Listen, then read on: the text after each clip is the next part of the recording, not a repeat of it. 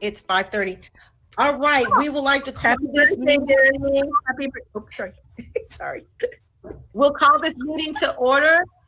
And hello, viewing audience and everyone joining us tonight. If you would join us in the Pledge of Allegiance, and we would ask Mr. Tillman, can you lead us? Everyone stand.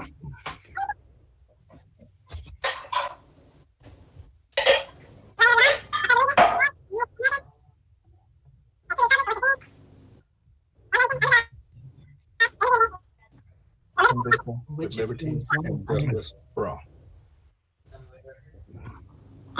It sounds like the screen might have had some technical difficulties. Hopefully everyone can hear. All right, There was lots of garble. There was a lot of garble. Yeah. If everyone can mute, Dr. Wyatt, we're done. If everyone can mute their phones, I'm hearing a lot of feedback. We're now at item 1.3, approval of the agenda. So Can you moved. all hear me? Second. So moved. Okay, it's been moved and properly second. Okay, at this time, we're going to ask for items that need to be pulled.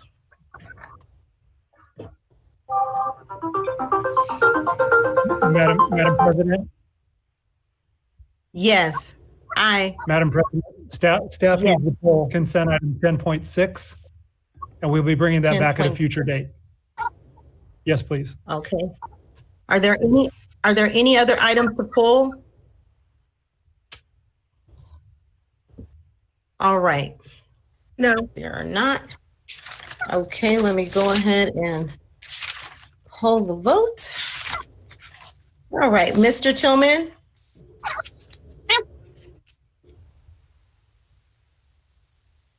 I don't know if you all are hearing that feedback that I'm hearing. We are. Okay, Mr. am. Tillman, you said, okay. Mr. Gallo?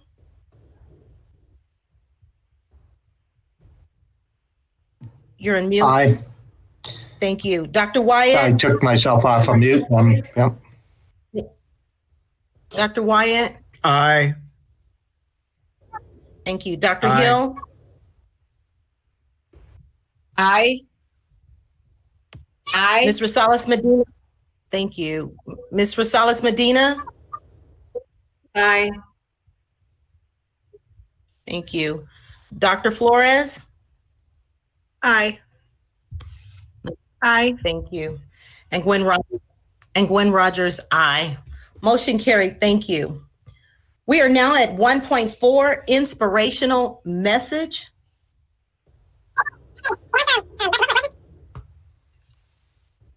There is really some technical difficulties going on. I don't think Danny is broadcast. Danny, we can't hear you talking. Danny, can you sound check?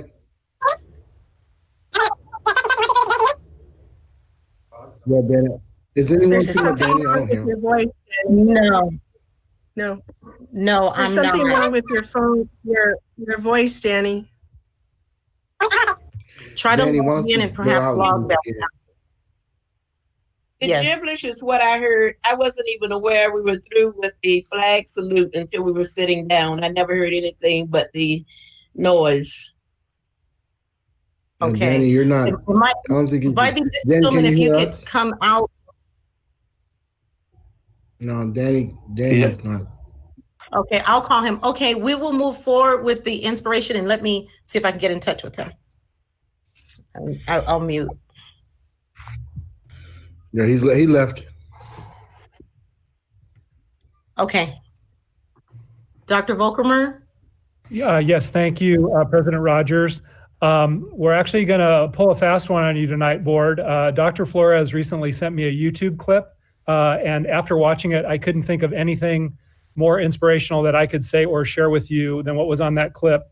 It's a true testimony of what students can do when we give them the right opportunities. So we agreed to switch. Dr. Flores is actually going to do the inspirational message this evening, and I'll take her next turn. So enjoy. Dr. Flores? Yes, thank you, Dr. Volkemer. This following clip is a tribute to teachers from a mariachi youth group from McAllen, Texas, and they did it remotely. And it's an incredible song of Unchained Melody by the Righteous Brothers. But I want to rededicate it in Appreciation Week for our classified staff, to our ed support professionals, as well as all our teachers. We love you. It's about love, Unchained Melody. This is for you.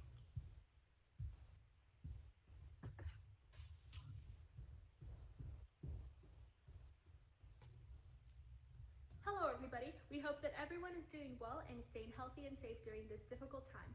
On behalf of our directors, our parents, McAllen ISD, and all of the members of McAllen High School Mariachi Oro, we would like to dedicate this beautiful selection to all of you. This is our rendition of the Righteous Brothers' classic ballad, Unchained Melody, whose beautiful words and captivating melody really hit home at a time like this. It is written by Alex North and Hai Zaret and arranged by Eddie Lopez. We hope you all enjoyed it as much as we enjoyed putting it together for you.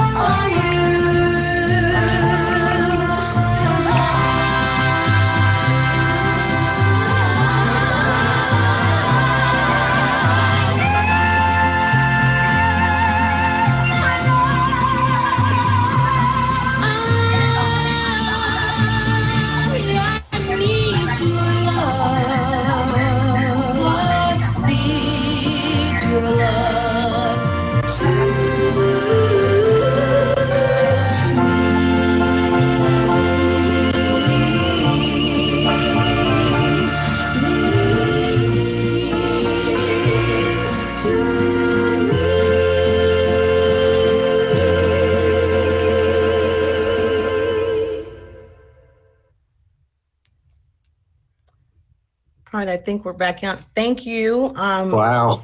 Dr. Volkermer, for the bait and switch. Dr. Flores. Wow. I actually was looking at my agenda and I thought I pulled up the wrong one when I saw Dr. Flores' name there. I said, oh, that must be the wrong agenda, but clearly it wasn't. Thank you for that. I would love to see our students also featured because I know 2 of our school sites put together this virtual choir and it was really nice. So hopefully we can get that in before the end of the year. It'll be great to see them. Thank you again, Dr. Flores. Can you hear me? Mic check. Yeah. Yes, we can Can you hear hear me you. now?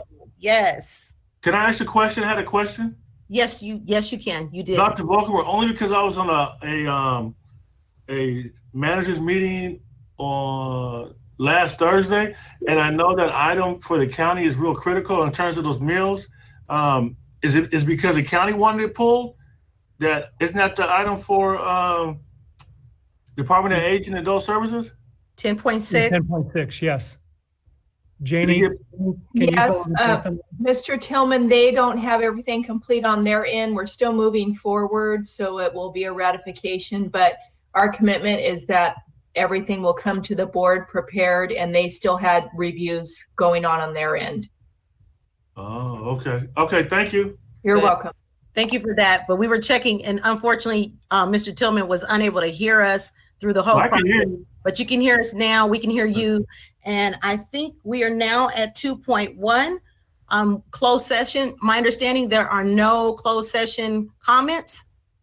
So if not, we're going to, viewing audience, we're going to leave you for a moment and go into our closed session and we will return.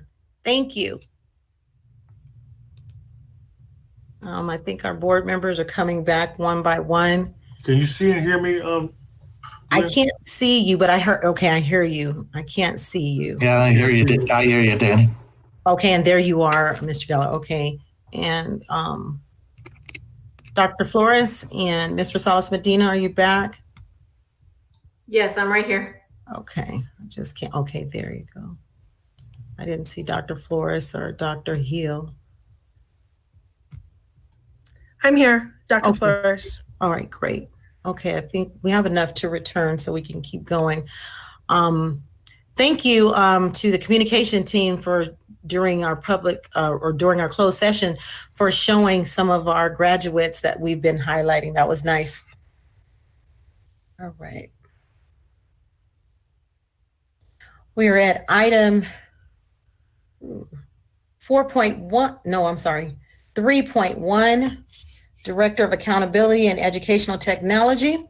Be it resolved that the Board of Education approves the appointment of the following employee, Director of Accountability and Educational Technology, effective date, work year, and salary to be determined. Is there a I move vote? to approve. Move to approve. Okay, it's been moved and properly second. If there's no discussion, we will vote. Mr. Gallo, Aye. Dr. Wyatt, Aye. Dr. Hill, Aye.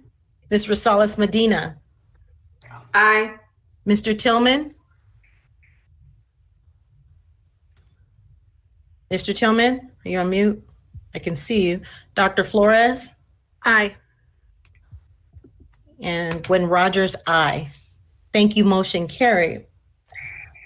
We are now at 4.1, public hearing for Ballington Academy for the Arts and Science Charter Renewal. Open our public hearing. All right.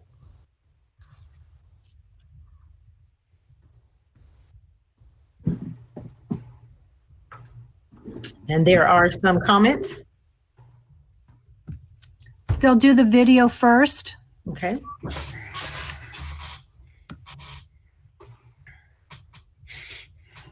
Excuse me. Good evening, board members. My name is Shannon Brandner, and I'm the principal at Ballington Academy. During these unprecedented times, we are grateful for creative and innovative ways of sharing our school program with you.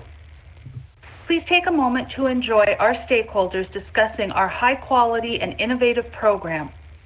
We look forward to our continued work with you as we continue to serve the students and families of San Bernardino. I will act in a safe and healthy way. I will respect the rights of others. I will have a growth mindset. I will take responsibility for my learning. Today and every day, I will be at it sharp. My name is Christy Harris. I'm a civil engineer with a 25-year career in highway and bridge construction. I'm also the board president for Ballington Charter Academy, and I'm here to request approval for petition on behalf of the board. For the last 8 years, I've worked exclusively on highways and bridges in San Bernardino County. I first encountered Ballington when a friend from church, who is a teacher at Ballington, asked me to come speak to her class about what I do for a living. I immediately fell in love with the school, the staff, and of course the kids. At this point in our state and national history, we have a dire need for STEM disciplines, that is science, technology, engineering, and math. The United States has long been a leader in STEM disciplines, but we are facing a technology worker shortage which will put our nation's technological innovation in jeopardy. One of the reasons I became involved in Ballington Charter Academy was because of their dynamic emphasis on innovative, interactive learning, because of the emphasis on developing young scholars in math and science, and because of the genuine care for each student. You only need to walk in the door of the Ballington Charter Academy to witness the active caring and support for the students. In a relatively short period of time, this school is becoming a cornerstone of the San Bernardino community. Today's young scholars are the leaders of tomorrow. On behalf of Ballington Charter Academy Board, I respectfully request approval for this petition. Thank you for your time and consideration. At Ballington, we serve a high-need population. 94% of our students participate in the free and reduced lunch program, and we have a 98% overall unduplicated pupil population. Our program focuses on a strong social-emotional program in addition to the academic rigor. Teachers receive intensive and high-quality professional development throughout the year in research-based strategies through project-based learning, Kagan, and Avid Elementary. These programs create highly engaging and emotionally safe classrooms where teachers can deliver innovative and proven instructional strategies. The results are clear, as norm-based internal assessments demonstrate growth across all subgroups during the 1920 school year. Although our time with our students was limited this year, we know our academic rigor and overall engagement will provide students with the tools they need to succeed in the years to come. My name is Marissa Robles, and I am a first-year teacher at Ballington Academy, teaching first grade. I choose Ballington for the innovative ways of learning using Kagan strategies, Avid strategies, and rigorous activities. Every day, I choose to work with children, not leave anybody behind, and focus on building community and building relationships. I am here to commend the staff at Ballington for their commitment to their students. As a third-year returning family for the coming 2021 school year, we are pleased with the staff's cordial professionalism, engagement, and cheerful environment they provide. I have countlessly seen staff individually acknowledge students by name, provide them praise with high fives, jokes, brain teasers, songs, and dances. This family-friendly environment reassures me the staff has the students' well-being at heart. In relation to the COVID-19 pandemic, students immediately had access to education via telecommute. Hi, my name is Theo. I go to Ballington Academy. I am in first grade. I like my school a lot. I like my school because I learn new things. I also like my school because I have friends, and the teachers are friendly, funny, and professional, and they care about us, and I like the trees and the lunch. Good evening, San Bernardino City Board of Trustees, Dr. Wagner, and San Bernardino District staff. My name is Doreen Mills, and I am personally want to thank you for the opportunity to come to you and share with you Ballington Academy's public hearing. I know over the last few months, it has been extremely difficult. And I just hope that you and your family are safe and healthy at this difficult time. Albert Einstein tells us, in the middle of difficulty, there is an opportunity. Ballington Academy is hopeful to use this opportunity, albeit virtual, to demonstrate to you the tremendous accomplishments that we have done over the last 5 years that you have placed your trust in us. I am confident, as in other meetings with you, if we were in your boardroom, there would be a large outpour of students, families, and community demonstrating our support for the Ballington Academy Charter Schools renewal. Ballington Academy came to you 5 years ago and committed to you that we would develop an educational program that was responsive to students' needs, was engaging, robust, and rigorous. Ballington Academy, as a growing charter school, continues to work on building its fiscal reserve, and in addition to that, has secured a strong line of credit to support the many different essential needs, such as curriculum and technology, that we need to bring our educational program to life. Happily, our first day of school, we started with 44 students, and since then, consistently, every single year, we have averaged over 175 students. Ballington has always said the single most essential ingredient for the life of a young child and to build strong, healthy communities is education. Welcome to Volunteers of America, Ballington Academy for the Arts and Science. We provide an engaging, student-centered, standard-based education that supports the whole child. Ballington offers specialty classes in engineering, music, visual arts, and technology. Students begin with learning basic skills. As they grow, they apply these skills to enhance their learning experience. Ballington teaches a Common Core curriculum. Students integrate the arts and language to enhance student engagement and social development. At the same time, teachers focus on building resiliency, communication skills, self-regulation, and social-emotional competencies. In engineering, students explore and develop technical coding skills. Students work collaboratively to code their individual robots and then compete with their peers on presentation, performance, and technique. At Ballington, students often work collaboratively with partners or in small groups to solve problems, and their shared learning process with peers and teachers. To help promote higher order thinking skills, Ballington Academy teaches students note-taking skills that allow them to chunk their ideas, ask probing questions, and organize ideas into essential detailed thought. Ballington Academy, we seek to instill a growth mindset in all of our students. Together with community partners, the school provides a caring, nurturing environment. Ballington is committed to the development of lifelong learning, equipping students with the skills they need to be successful in the 21st century. At Ballington, when our doors open, your child's future begins. I like how the teachers have like a motivational type of way of teaching kids. It helps us try to keep everything strong and not give up. So there's this thing that we say in the school is growth mindset, and we just keep trying, don't give up. If you can't do it, you just say, I can't do this yet, instead of saying, I can't do this. And I like making new friends here every day, and my favorite subject in school is math.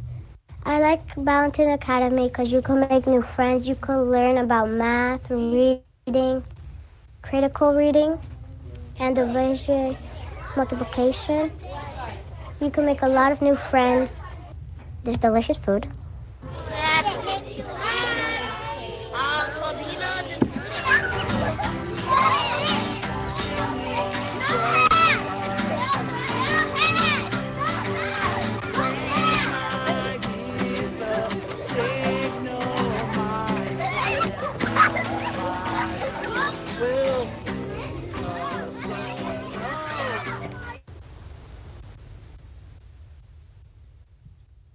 Thank you.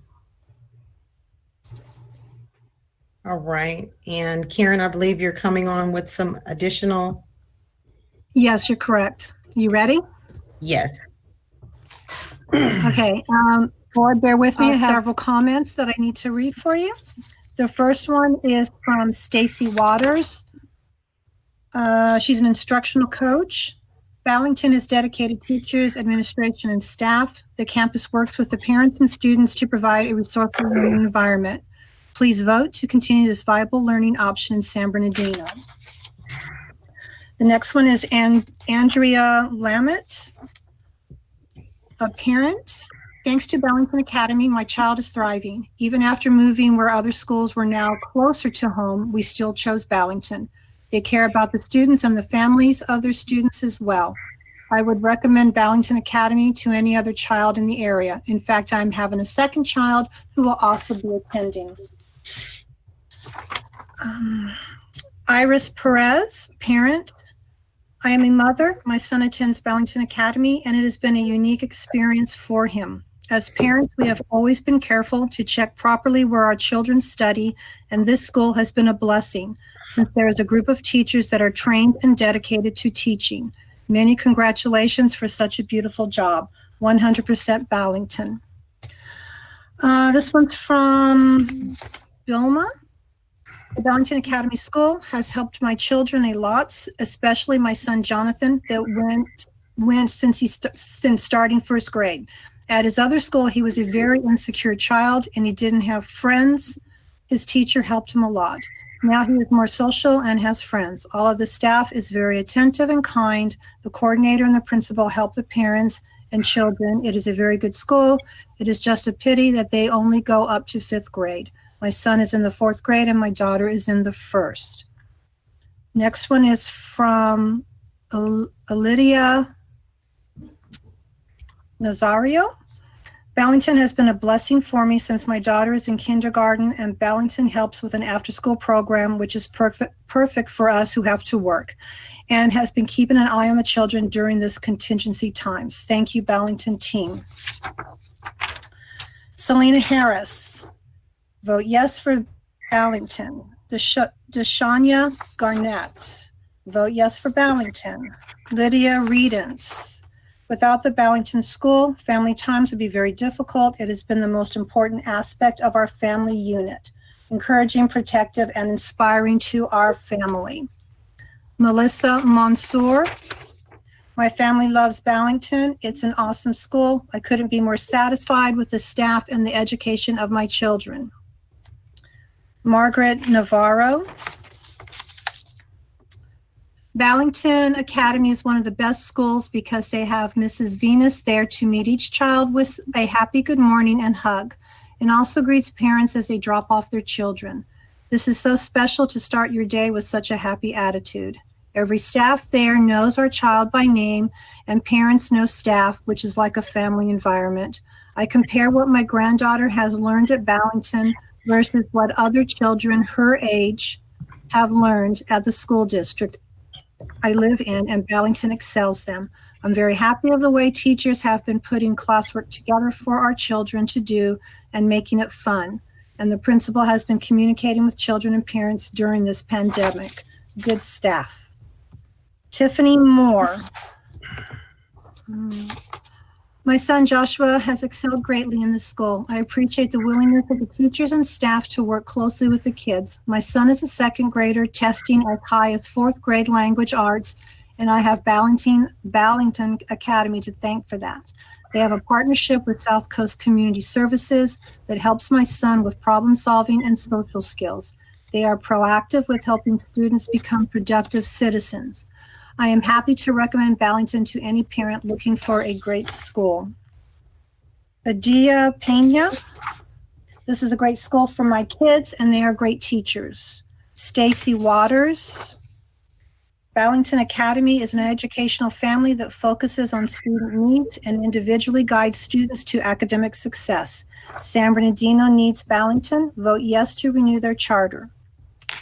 Marissa Robles. Vote yes on Ballington. Elizabeth Tapia Sanchez. My child receives more attention and tends to be more focused due to her recognition and improvements. This makes her proud to learn and continue her milestones in her education. Juden Keitel. Ballington has made an amazing impact on the San Bernardino community, giving both parents and students the opportunity for high-quality learning and investing in their children's futures. Angel Mason Broder. I support Ballington Academy and urge you to vote yes for their renewal. I had the pleasure of visiting the campus. The students are absolutely incredible and the teachers are amazing. Rachel Hill. My child loves Ballington. Marcus Hill. Ballington Academy is a great place for my son.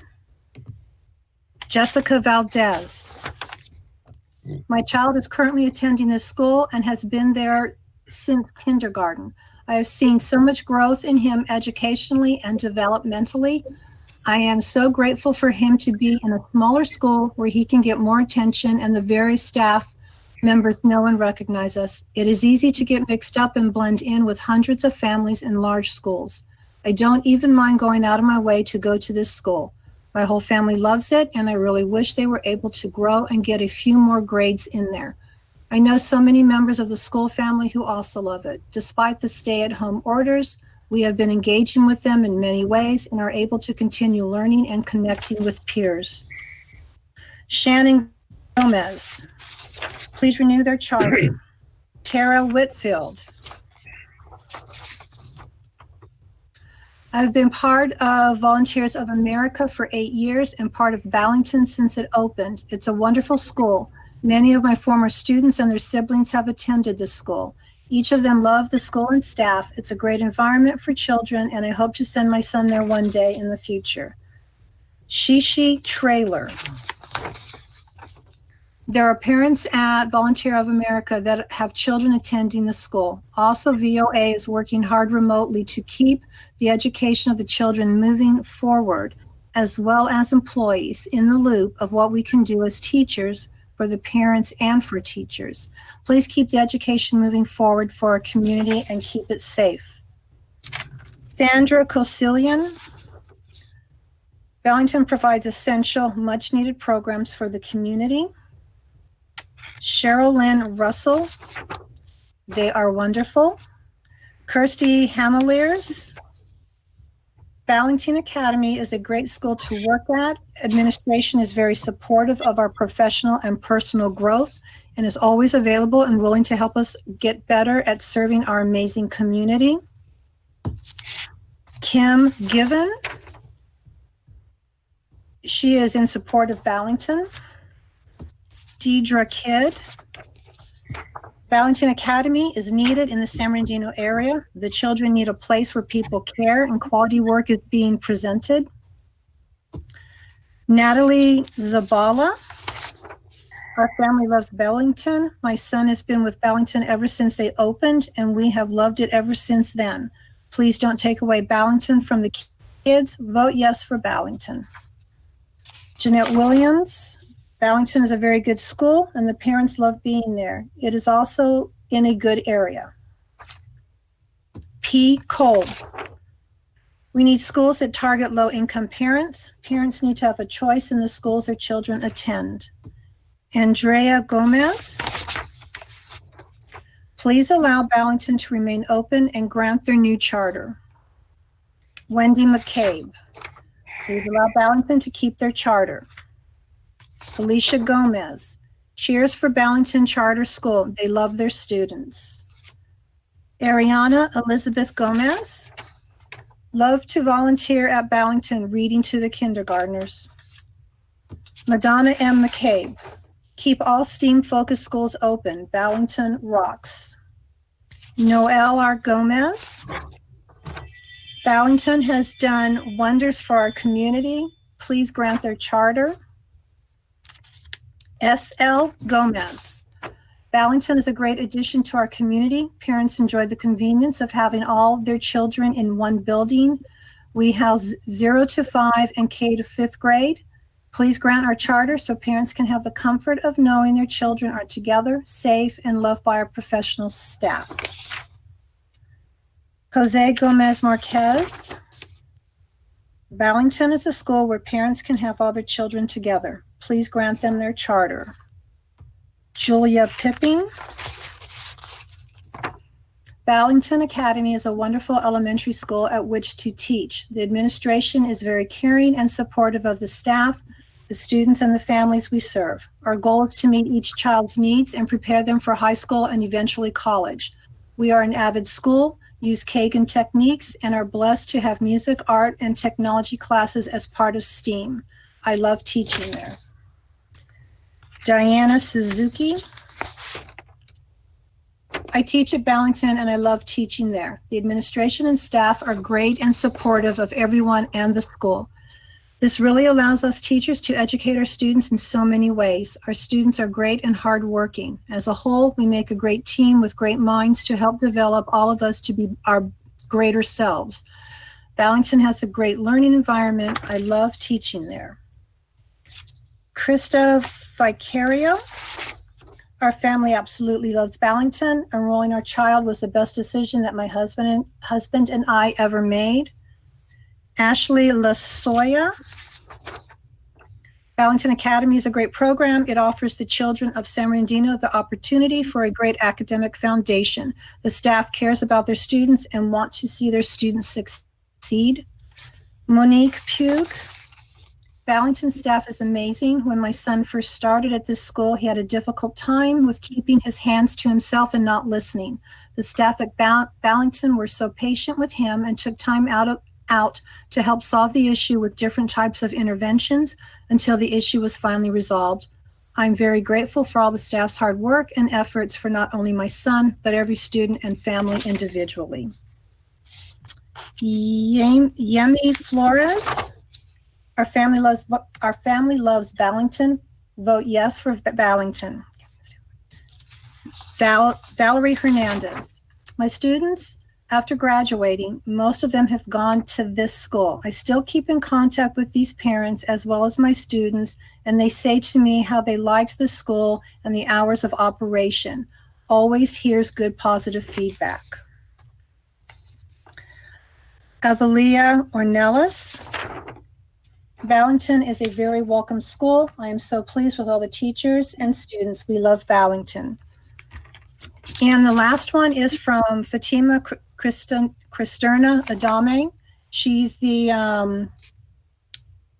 what is she? She's the Senior Director in Southern California for the California Charter Schools Association. I represent the association in recommending the renewal for Ballington Academy for the Arts and Sciences as a San Bernardino City Unified School District authorized charter school. Ballington Academy is a member in good standing of our association and in our opinion meets the legal standard for renewal under California Education Code 47607. The California Charter Schools Association is the membership and professional organization serving the vast majority of the over 1,300 public charter schools in the state of California. Our mission is to increase student achievement by strengthening and expanding access to high-quality public charter school education. CCSA has worked with the leadership at Ballington Academy over the last 4 years. They are providing programs for students throughout the community that families want, and approval of the renewal would allow the organization to ensure that continued and expanded services are available to students under their care. Ballington has an innovative educational experience for students. They take a hands-on project-based approach to teaching science, technology, engineering, arts, and mathematics. In addition, after schools were mandated to close, they were able to adapt their program within weeks and fully transition to distance learning. They have also been a food hub for families by hosting monthly food pantry distributions. CCSA supports this school and respectfully urges you to renew the petition. I have had the pleasure of visiting the school on several occasions over the years and found that the program is a wonderful opportunity for students to excel in their elementary educational goals. If you have any questions regarding our support of these charter schools, please do not hesitate to contact me or anyone at CCSA. And that's it for the comments. Okay, thank you, Karen. All right, if there are no more comments, we will take a vote.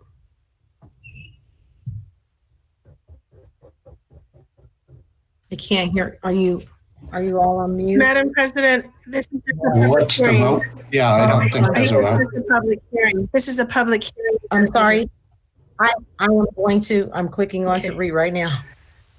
Okay, on February 18, 2020, Ms. Shannon Bradner led petition for the Ballington Academy for the Arts and Science submitted a charter renewal to the Charter School Operation Department. A public hearing will be held at this time to consider the level of support. Be it resolved that the Board of Education approves the charter renewal of Ballington Academy for the Arts and Science, San Bernardino, and adopts the resolution effectuating that action. What's the matter? Well, I thought we weren't renewing a charter this time. I don't understand. I didn't think that was what we were doing tonight. Shouldn't be. Dr. Mitchell, could we have you speak to the process, please? Yes, so the a charter that we've approved already, Ballington is already one of our approved charters. At the end of their charter, they submit applications for renewal. The renewal period is typically 5 years. They have submitted their renewal. The first step in the process is that we have a public hearing to hear support from the community for the charter. That's why they have submitted a video detailing their instructional program. The principal has talked a little bit to the board, and then they've had their school community talk to the board in terms of their support for the for the renewal of the charter. At this point, the board will hear a hearing. You have done that. That's the law. The next thing that you'll see is a adoption or approval or denial of the 5-year charter renewal. Okay, I'll move to approve.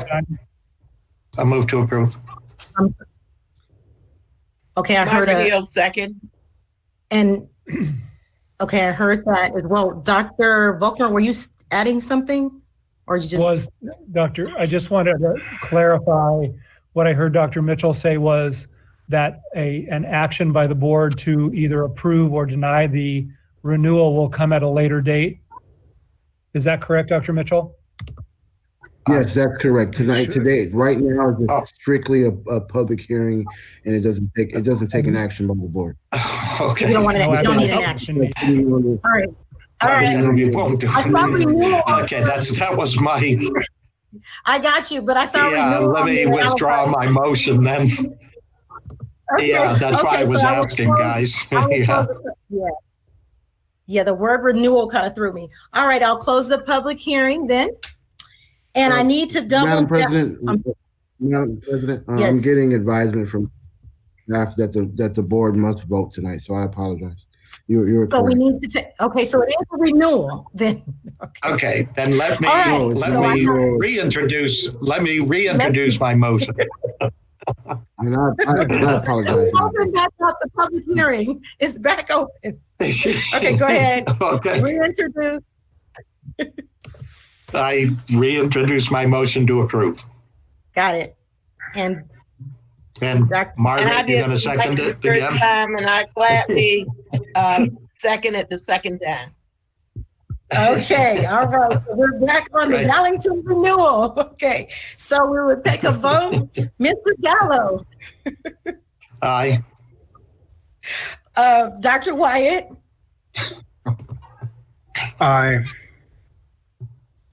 Ms. Rosales Medina, Aye. Mr. Tillman. Mr. Tillman? Dr. Flores? Oh, Mr. Aye. Tillman?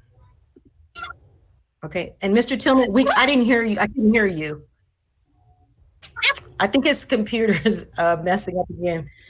Yeah, he's starting. I'll hold his thumb up or down. Mr. Tillman, can you hold it? There you go. His thumb is up. And Dr. Hill? Aye. Thank you. And Gwen Rogers, aye. All right, motion carried. I'm going to double back to 3.1, and I'm gonna open that back up for a vote. I need to read in the name of the person being appointed. So I'm going to read this again.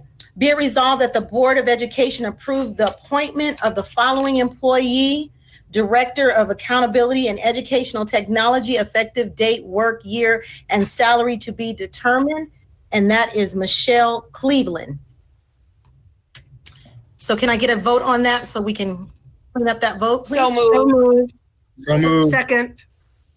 Okay, it's been moved and properly second. Let's vote. Dr. Flores? Aye. Mr. Tillman? Put your thumb up. Thank you. Ms. Rosales Medina? Aye. Dr. Hill? Aye. And did I get Dr. Wyatt? You did not, but Okay. I. Not Did you? And Mr. Gallo? Aye. This is your Gwen random, Rogers, this aye. is your random board, random name generator on vote order. And that was an aye for me, Karen. And motion carried. And we want to congratulate Michelle Cleveland if she's watching. So congratulations. All right. Moving back to item 5.1. Do we have our student board members on the line tonight? Any of our student board members? Okay. I'm not hearing any. Okay. We will now move to 6.1, public comments.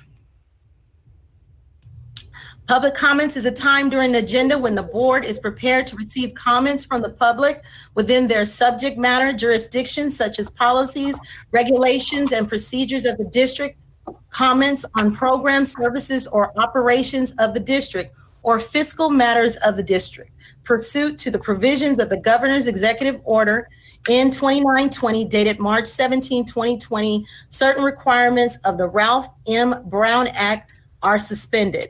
With the district temporarily suspending public access to the Board of Education building, members of the public who wish to submit a public comment can do so beginning 24 hours prior to the start of the meeting via email until 4:30 p.m. on the night of the board meeting. Forms can be found on the district website and Facebook. Comments will be read by a facilitator. Speakers are cautioned that under California law, no person is immune from liability for making intentionally false or defamatory comments regarding any person simply because these comments are made at a public meeting. Karen? Okay, I'm ready. I have about Yes. 11 public comments. Okay. Okay, the first one is from Kara Hills. And she asks, is our schedule going to change in any way, such as time or length? The next one is from Livia Servin, a parent, and she says, I am an elementary parent. I'm extremely concerned due to the fact that our children have missed 1/3 of the school year, which means that a lot of our children will not be ready for the next year. Do you have any plans set for filling those academic gaps in students? I have another question. Is there any summer school available through distance learning? Next one is from Tracy Roach. She's a parent. I'm concerned the schools will continue online distance learning instead of starting back at school in August. My kids have been having connection issues since school closed. It took several weeks to get technology, and when I did, the hotspots didn't work. I finally got new hotspots, and they still get kicked off in the middle of class. The district just doesn't seem prepared to continue online distance learning. I'm trying to voice my concern as a parent, wanting the best learning experience for my kids, and online learning just isn't working for them. I don't think I'm alone in this because my kids' classes only have half the students showing up online than in person. The next one is from Shirley Jean, and she's an SPCUSD adapted PE teacher. I am an innovation grant winner for 2020, and I wrote a grant to implement the MOVE program, which focuses on incorporating the mobility program to increase the functionality of students with orthopedic impairments, to increase independence in the areas of transitioning, bearing weight, gross motor skills, and peer interaction, to name a few. Will grant recipients still receive the awarded monies to implement programs post-COVID? Also, as an adapted PE teacher, I travel to 25 schools within the district, and I work hands-on with students to assist them with object control, throwing, catching, kicking, and locomotor skills. Will I still be able to travel from school to school and teach students who may be medically fragile or have a pre-existing condition that requires my service when school returns in the fall due to social distance? What about the sterilization of the equipment that I have to carry and use from school to school? Who is responsible to sterilize and clean the equipment following each school? I have equipment that is over 10 years old. There are days when I travel to 6 to 7 schools in one day, and it would be very time-consuming and difficult to service all students, assess, and clean equipment following every session, because I also have tight time frames due to lunch periods, recess periods, and schedules of other service providers. One of the suggestions that you may want to consider is to purchase the basic APE equipment for each school site so that it does not have to travel to several schools. Thank you for your time, and I look forward to your response. The next one is from Lori Para, a parent. Oh, okay. Tonight I have 3 questions and concerns. First question, why are students not getting enough virtual teaching during distance learning from their actual teachers? Last week, I read in the San Bernardino Sun newspaper an article about how any public students from K-12 can access a free online public education through Springs Charter School during COVID-19. Since San Bernardino City Unified offers an alternative learning center for independent studies from 1st through 12th grade, and have been providing independent studies for years now, shouldn't our teachers already be teaching our students virtually just like charter schools do? I recall Ms. Abigail Medina mentioning a while back, wondering if our district may lose some students and parents next school year from charter schools. Second question, how often are teachers supposed to check up on their students through Google Meet to teach and go over students' assignments for that week? Reason I am asking, I only notice a couple of high school teachers who will, and some teachers are just giving students assignments that are already pre-made from online websites, knowing students can just look up the questions and find the key answers. There hasn't been any actual teaching.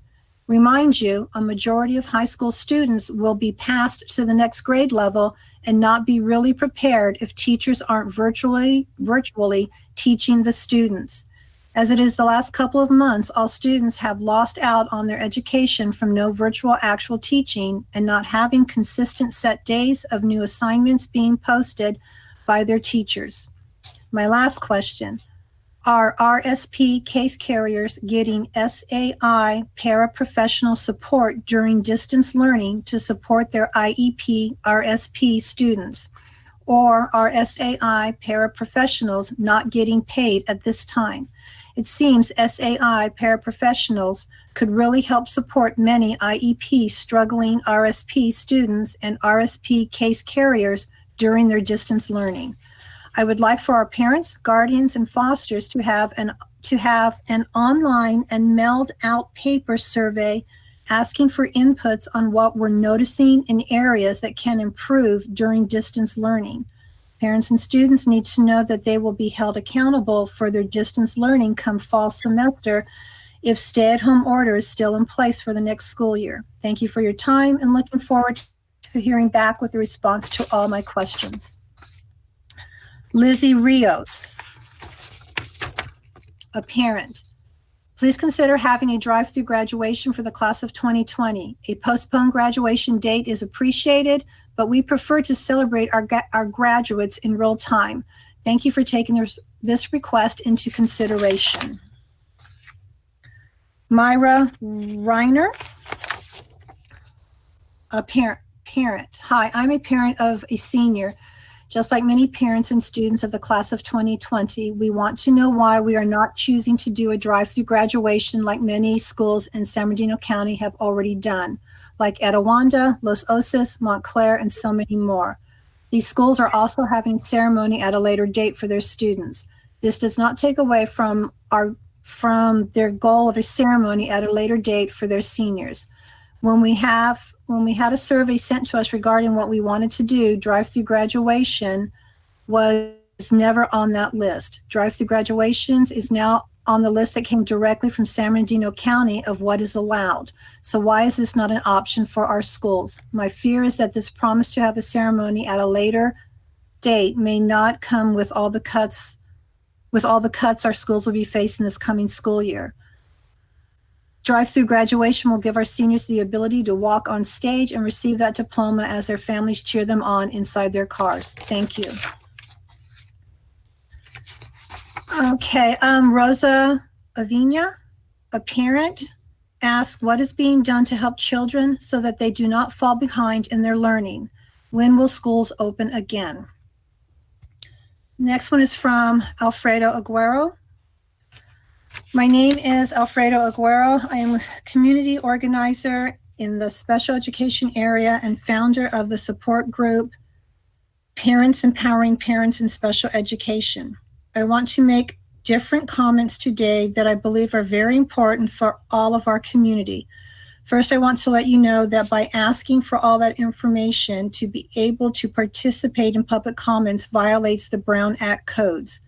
Government Code Division 2, Chapter 9, meetings 54950 through 54963, Section 54953.3, a member of the public shall not be required as condition to attend at a meeting of a legislative body of a local agency to register his or her name, to provide other information, to complete a questionnaire, or otherwise to fulfill any condition precedent to his or her attendance.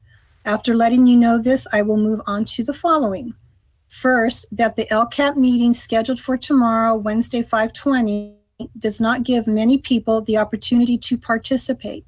First, because it is difficult to log into the webpage to register, and many people do not have computers, internet, or don't know how to access this webpage since the main webpage on the website does not have a posting about these meetings, board and LCAP.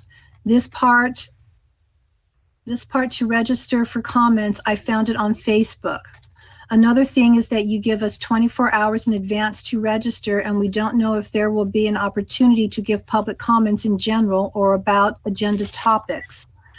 Government Code Division 2, Chapter 9, meetings 54950 through 54963, Section 54954.2, AB I342, for a meeting occurring on and after January 1, 2019 of a legislative body of a city, county, special district, school district, or political subdivision established by the state that has an internet website, the following provisions shall apply. A, an online posting of an agenda shall be posted on the primary internet website homepage of a city, county, special district, school district, or political subdivision established by the state that is accessible through a prominent direct link to the current agenda. The direct link to the agenda shall not be in a contextual menu. However, a link in addition to the direct link to the agenda may be accessible through a contextual menu. You are doing everything with the excuse of the COVID-19 pandemic that we are going through at the moment. But I want to tell you that the confusion pandemic is permanent, since for many years these problems have existed. They are not new. About tomorrow's Wednesday LCAP presentation and today's board presentation, I believe that they should give us an option to obtain the documents about the topics that will be presented at these meetings. I am very interested in knowing about the programs for students in the parenting program, foster care, English learner, and special education. Thank you for your time, and I hope we are able to talk about these programs, since it is very important that students know about the programs that exist to help them. Okay, and two more.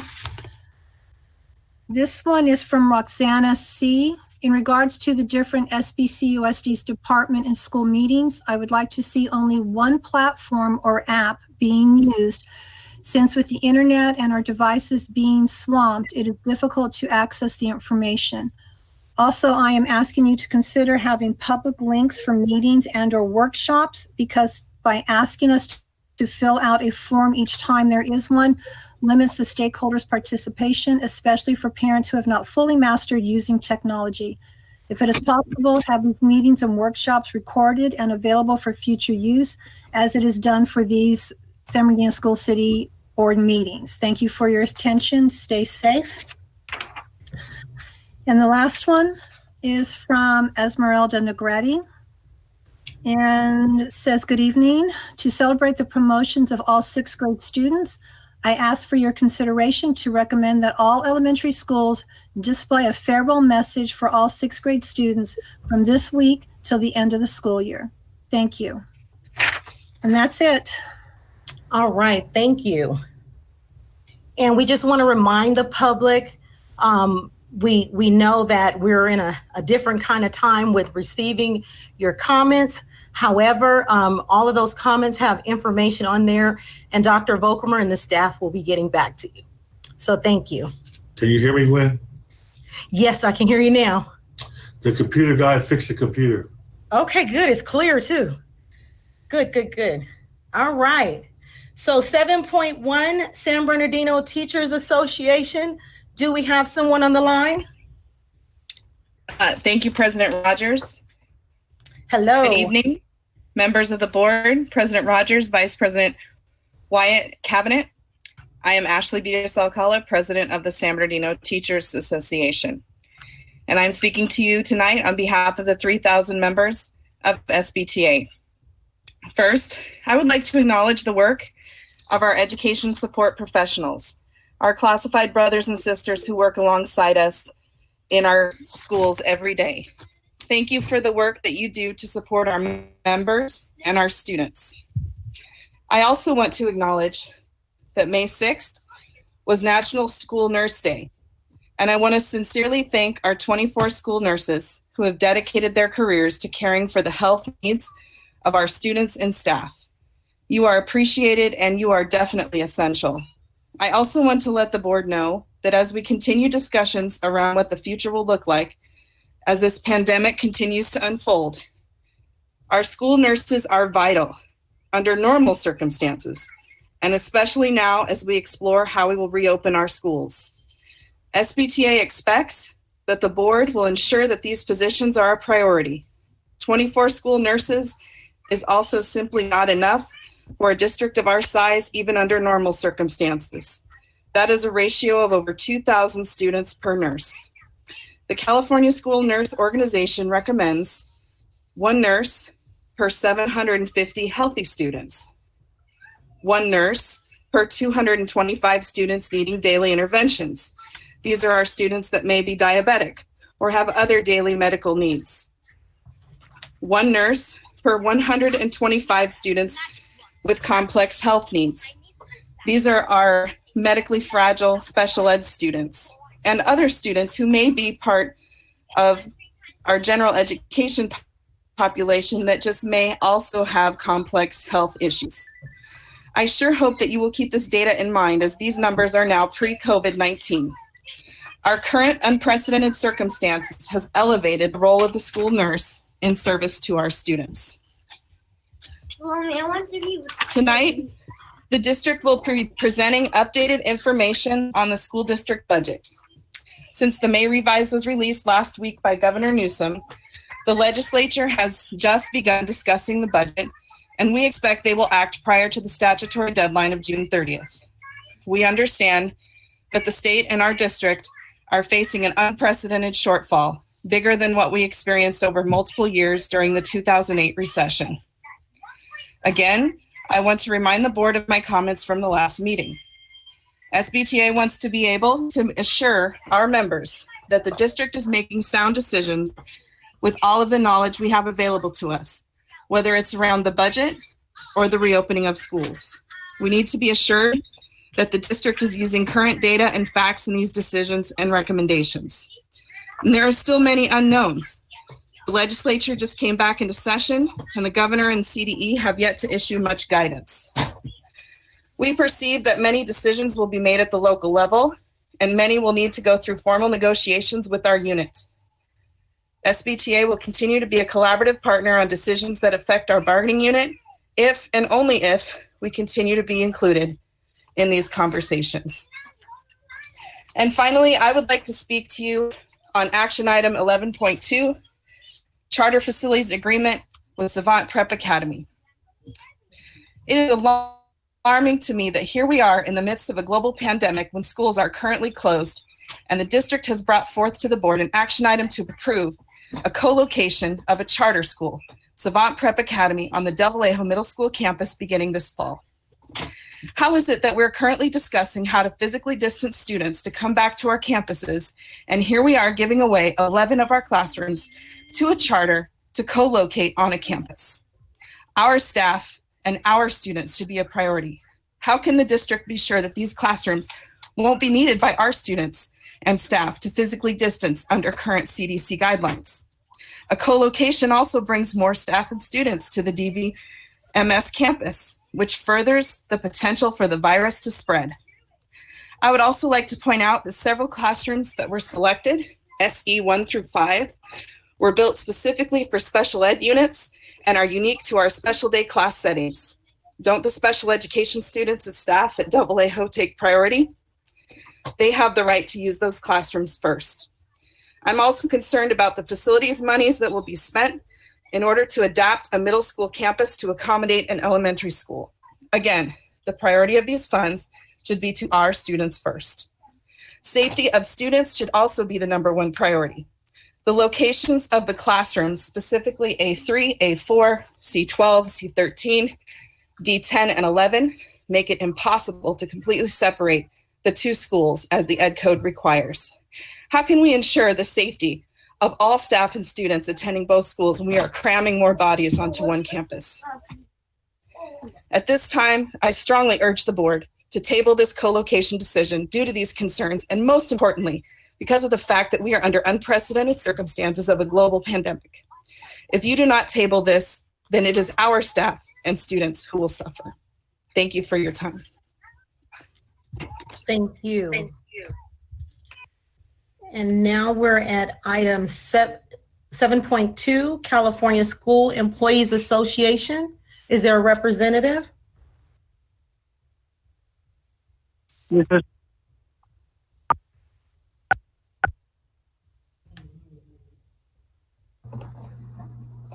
is Shane Dishman. Hello. Hello, President Rogers. How are you doing this evening? Good, thank you. So this is Shane Dishman, First Vice President of CSEA for the state of California and the administrator of Chapter 183. Good evening to the school board, the superintendents, and everybody on this phone call. All my brothers and sisters are out there listening online. You know, as I enter this phase where I start to slowly back away from being in charge, tonight I'm going to have two of the board members, Nercy Garcia, the secretary, and Miguel Villalobos, in charge of negotiations, give their comments tonight. I'm very proud of both of them. They've stepped up to the plate during this terrible, terrible time, and they are representing all of the 2,300 brothers and sisters of Chapter 183, the essential workers of Santa Barbara.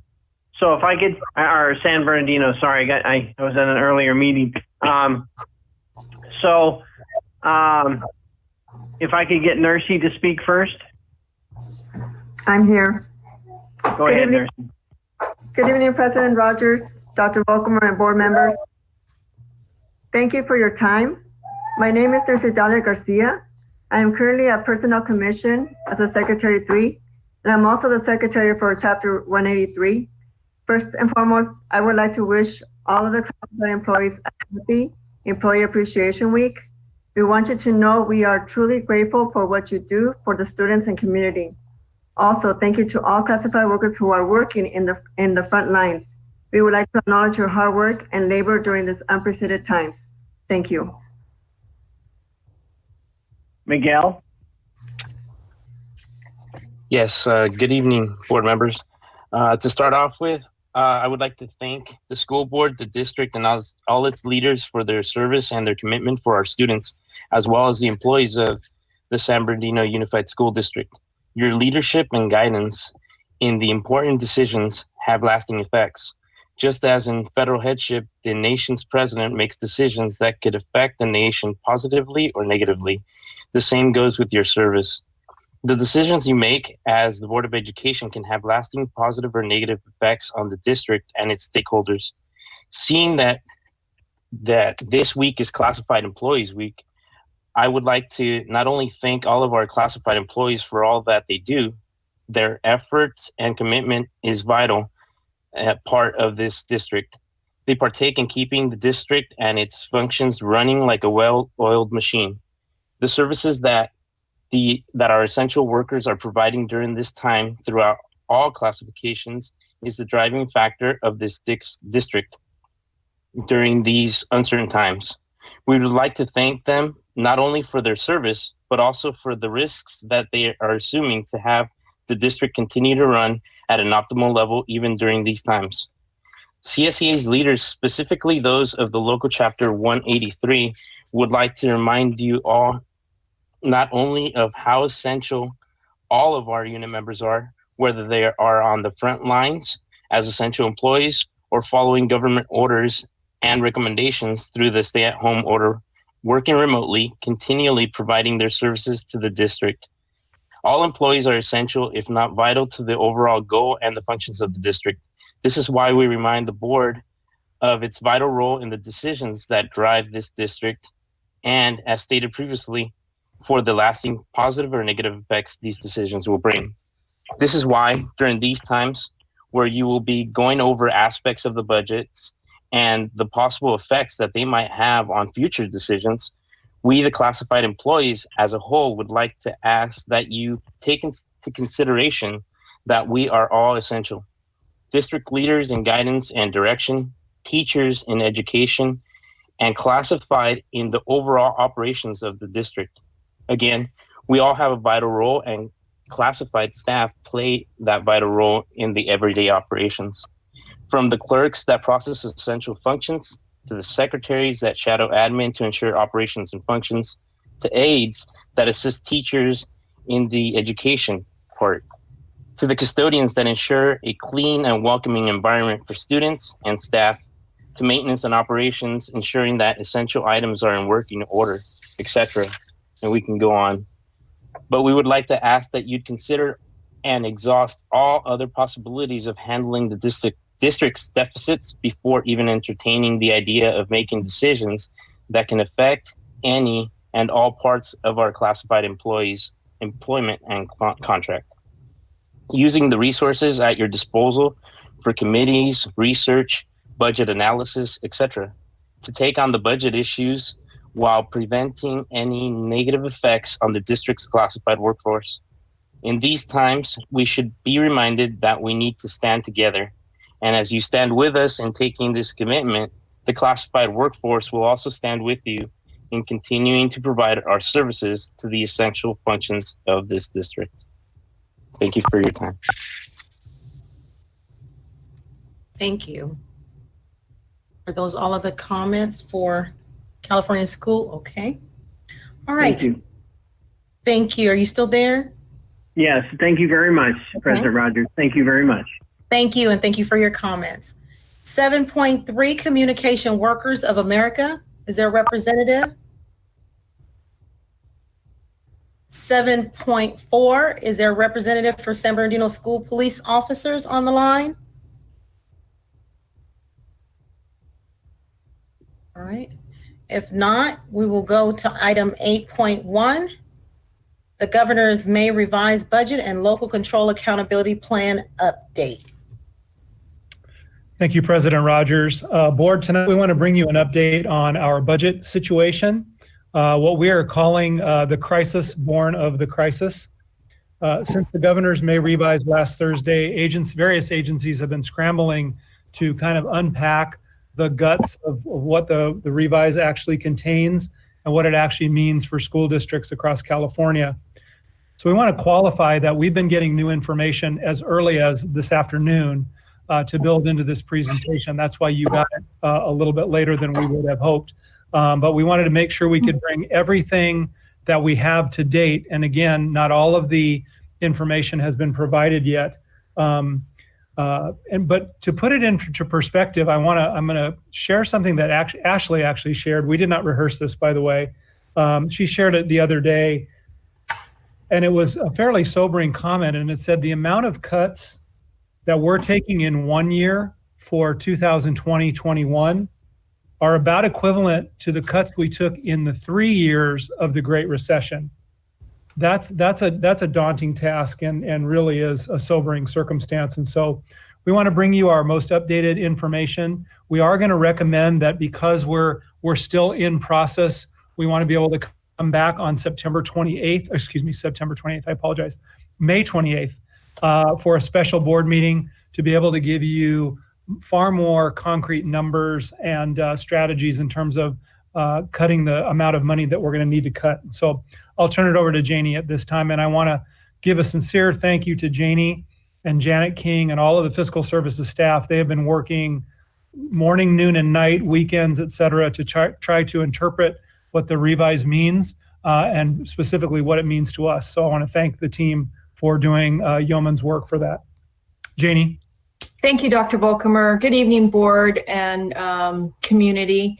Well, the last couple of months have been just crazy, and as we've seen what what COVID has done to our economy, we are seeing it reflected in our projected budget as well. So as Dr. Volkemer said, we pulled together the best information we have today. We know it's going to be a long process with our union partners and our community to work through this, because it will most likely be a few years of very difficult budget times and budget decisions. Next slide, please. Topics for this evening. There's a lot of unknowns with the economy, the trajectory of the virus itself, and we've seen the impact of being shut down for 2 months, what it's had on our economy. So we're going to look at the governor's May revision this evening. We'll look at Prop 98, and Prop 98 is how K-14 is funded, and we are directly tied to the economy as the state budget is. And reiterating what Ashley said and Dr. Volkemer about just the huge impact in such a short amount of time. We're going to look and give you our best estimates, and we feel they're pretty close on the impact to our budget, where we're headed, and next steps. And this is a journey. It's going to take some time. Next slide, please. So we have to say that the governor did a lot to reduce the cuts to education. It's still a huge number and just horrific cuts, but he utilized the large reserves. He canceled program expansions. He's using CARES Act, imposing deferrals, which cost us money because we have to borrow money to meet our obligations for cash, but it reduced the cuts to school districts. He used the reserves they have over the 3-year projection period, and he's redirecting some payments to PERS and STIRS to reduce our PERS and STIRS for the short term. Now that we'll have to catch up as time goes on, but he did what he could to reduce the impact to school districts, but it's still a big cut. Again, as you heard, we're seeing a $19 billion through next year cut to Prop 98, the equivalent of what we saw during the Great Recession over 3 years. We know there's going to be federal funding to mitigate learning loss, but we have our general fund that we have to use to mitigate the loss in our unrestricted and state revenues. These revenue losses are characterized equivalent to the Great Depression. And so board and community, what we really want to emphasize, for many years as we've been growing and we just were fully funded through LCFF, the May revise had a few tweaks, a little difference between January. This completely dismantles the January budget, is completely different. And that's what's taking staff a little time because it's completely different than what we anticipated. Next slide, please. So at this point, we expect that we'll have almost a $54 million budget cut. And, you know, the previous slide talked about the state's deficit is $54 billion of a projected $212 billion state budget. So that just shows you the magnitude of the impact of this, of COVID on our economy. Now, what's not included in here, because we don't have exact information, is that some of our categorical programs may be cut up to 50%. And it wasn't specific about all of them, but some of those categoricals that we have are California Partnerships, $227,000, Adult Ed, $7.1 million, California Tech Education, $1.5 million, and our after-school program that we refer to as CAPS, over $10 million. If they're cut 50%, all of them, there's another $9.6 million that we would add to this budget deficit. Next slide, please. This is a slide from School Services of California. We had the conference this morning. And what this shows you is the deficit, the 10% reduction on the base grants. And you can see the big cut on these big base grants. And then what happens is your supplemental and concentration are cut as well. And they're cut even more. So when we get more money, our supplemental and concentration goes up. And when the base is cut, it's quite an impact on high unduplicated school districts. We do understand that there will be some federal dollars to help offset some of the learning needs that we'll have, and will qualify because we are a high unduplicated district. So that one column, the 10% reduction, that's the per ADA amount that would go down in these grade spans. Next slide. This slide, we went to second interim where we told you what we projected for next year. And what this pie chart shows is, you know, most of our budget is people. It takes people to teach, and it's just very typical of a school district to have most of the budget in salaries and benefits. So what Janet did is she took our salaries and benefits and she determined as a percentage of expenditures, what we projected would be close to 85%. You don't really want it higher than that because you have all your other operation costs. I asked her to reduce the revenues by this projected amount and to take the salaries as a percentage of our revenues, and it would put us over 96%. Now we can't do this because if you look at the chart on the right, the total of our expenditures that are non-salary is about 84 million.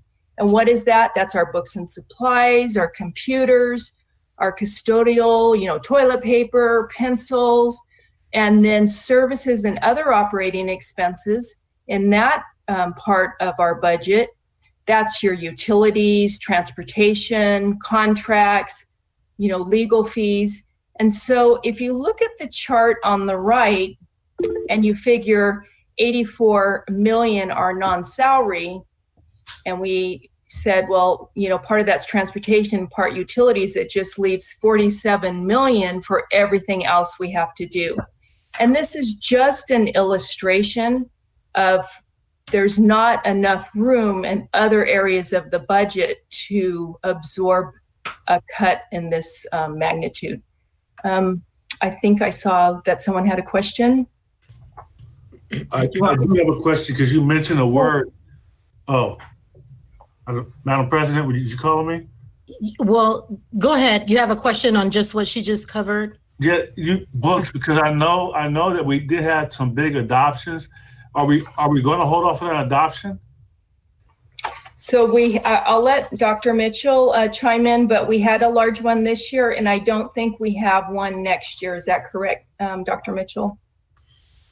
Yeah, we have a smaller one next year that we certainly could defer. The one we've done this year is already done. And we spent the money already? Yeah, Yeah. it's in the We can't send the books back? and that one, Okay, thank you. I already looked at that, Mr. Tillman. They were already delivered, so. Thank you. Next slide.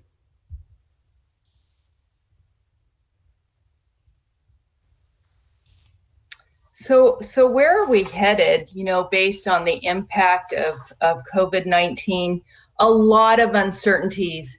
And, we're in this together, and we're going to work through this, and we're going to come out the other end. We know that when the state cuts education the way this is we're being cut, it's not good for kids. We know that, and we're going to do the best we can to get through this, and we will get through it together. But the next couple of years are going to have a lot of budget uncertainty with severe cuts to public education. We know that there's volatility with revenue, and we have to watch our cash. This is something that my team will be looking at every day, because cash is king. And if you run out of cash, you're in a lot of trouble. So we cannot run out of cash. We will be implementing physically distanced schooling. And there's challenges around that as well, because this is uncharted territory. The enrollment in ADA, will there be loss, and how will that impact be in this unknown territory? And then there's costs related to COVID, as you are well aware, and what we need to do for distance learning. And so there's just the increased needs around that as well. So it's a lot of pressure on the budget. Next slide. So I'm going to walk you through this chart. And for the purposes of this chart, I'll do a section at a time. This is our best estimate at this time, as Dr. Volkamer said. As Janet finishes and works through what we estimate our ending balance will be, and again, we won't know till September, but she does her best to estimate based on all of the information she has today. We will, bring back more information in a week. But with the LCFF funding, again, keep in mind the calculator we're required to use to submit to the county is not set up yet to accommodate this deficit, so it wasn't up and running. So Janet did most of this manually. A reduction of $56 million in LCFF funding. The special education, there was some equalization funding. The governor is going to continue with the equalization, but it's less than we thought in January. He is taking the one-time preschool funding off the table, and special ed is getting a zero COLA, so that is a loss of $5.6 million. The categorical cuts you saw earlier, that could be in the range of almost $10 million, but we want to make sure, are they all at 50%? We just don't know. It's not in the language yet. We contacted other agencies, and it's just not clear yet. The lottery will be reduced by 15%. We use lottery for textbooks as well as some other instructional supplies and salaries. And so that is a projected deficit of about $63.3 million. Now, as I stated earlier, the governor did something to reduce the PERS and STIRS rate increases, so we're actually going to have a decrease, which will lower that deficit by almost $9 million. And through a complex formula that the state uses that we have to use to determine how much we put into our routine repair maintenance, they have changed the calculation, which will save us about $1 million.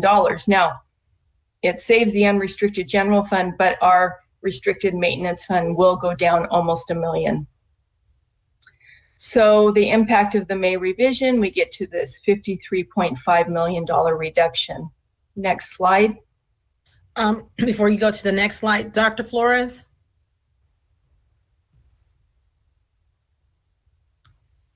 Dr. Flores, are you? Yes, I was on mute. I'm sorry. I just wanted to make a comment, Janie. I know you guys have been working really, really hard, but I just want to make a comment that we don't have all our numbers in. These are just projections. We don't know what the carryover is going to be. We don't know what the vacancy is going to be. There's a lot of budget details that we don't know. So I'm just concerned, and I hope that by May 28th at our special board meeting that we have all of that information that we asked for. Thank you. Yes. And the next slide, David, is the continuation slide of this. So we know that we're getting 25.9 million in CARES, $1.5 million goes to our private schools, and we are proposing taking 20 million to offset this cut. At second interim for next year, we had a $15 million deficit. So we will have that updated next week as well. I don't expect it's going to go down because of all the uncertainty and just the multi-year financial impact of this reduction. It is not a one-year problem, it's a multi-year problem. And then we have to reduce our funding for LCAP that's been previously budgeted from carryover. There's a lot of contracts and other things that are associated with this, and over the last couple of years, we've been able to fund them through carryover. There's few additional costs for special education services. Our liability insurance has gone up. And then what we do know, and this will, our ending balance will go up higher than we projected by at least 10 million because we've had savings from the early closure. Those savings include utilities, transportation, professional development, and substitutes. So that's what we know to date, which gets us to a deficit of $53.8 million. Next slide. So we have a short timeline. Again, we know this has happened over a very short amount of time, and we're just getting information. We do know the number is big, and yes, there will be some mitigating things that will occur, but we have to adopt a balanced budget. And in the meantime, we need to have, bring everyone together so that we look at what will we do ongoing. So let's walk through this. We're going to automatically right away recognize any projected savings. We're going to limit contracts to outside vendors and allow only mission critical. We would propose to impose a 10% budget reduction to all departments and sites. And the urgency around this is we want to provide the board with a budget that gets us submitted to the county and prepares us for what might happen in August deliberations with the legislature.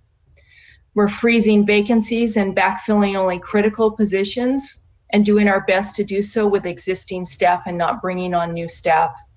We will wait for student enrollment as much as possible before adding any staff, strictly adhering to our staffing ratios, and then creating a budget subcommittee to recommend those ongoing reductions in evaluating our programs and our contracts, evaluating where we spend more than other districts.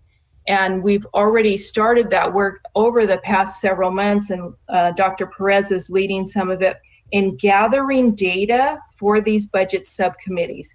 So we want to make sure that we're transparent and we have all the information we can. We have our management enrollment team that's been working all year and looking at our enrollment and our special programs. And so that's been well underway for several months. So we will be using our committees that involve all of our stakeholders and garnering input from all of our stakeholders to bring a recommendation that will help us with the ongoing reductions that we'll have to make in order to remain solvent. Next slide. So here's some next steps. A week from Thursday, we'd like a special board meeting to review the full impact of the governor's May revision. There's some LCAP community stakeholder engagement that's occurring over the next month. We have our budget and LCAP report public hearing June 2nd. The legislature by June 15th has to recommend a budget to the governor. And we'll be convening a budget committee, and the work will probably take about 6 months. We need to have the structural deficit identified by the time we do our first interim. And then our budget and LCAP report adoption June 16th. And again, we're going to be responding in August when more information is known at the state level. Next slide. I think that's it. Thank you, Ms. Thank you. You're welcome.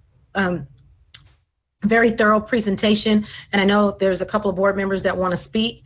And I just want to remind us again, this is our projection. And what's great is when we look at May 28th, we will be engaged, thoroughly in this conversation. But this is just a projection of what we are foreshadowing, what's coming ahead. And there are some deep cuts that are needing to take place. So as you give those comments, again, just keep in mind, this is the projected level. And we will begin with Mr. Gallo and then followed by Mr. Tillman. Great, thank you. Thanks for that presentation, Janie. I know this is a lot of work to put together, and this was not done in isolation. I know this is with forethought, and I think it's just a credit upon you guys and Harold, you as well, in leading this team, that we're preparing ourselves for the considerations that we're going to have to make. I mean, and I really applaud our union reps and being willing, not only willing, but saying we want to be part of the discussions. And of course you will be. I mean, I remember when I came on the board back in 2011 and 2012, we had to deal with significant budget deficits if Prop 39, it was back then, Prop 39 didn't pass. We had almost a $40 million deficit that we had to deal with. And so what we did was conducted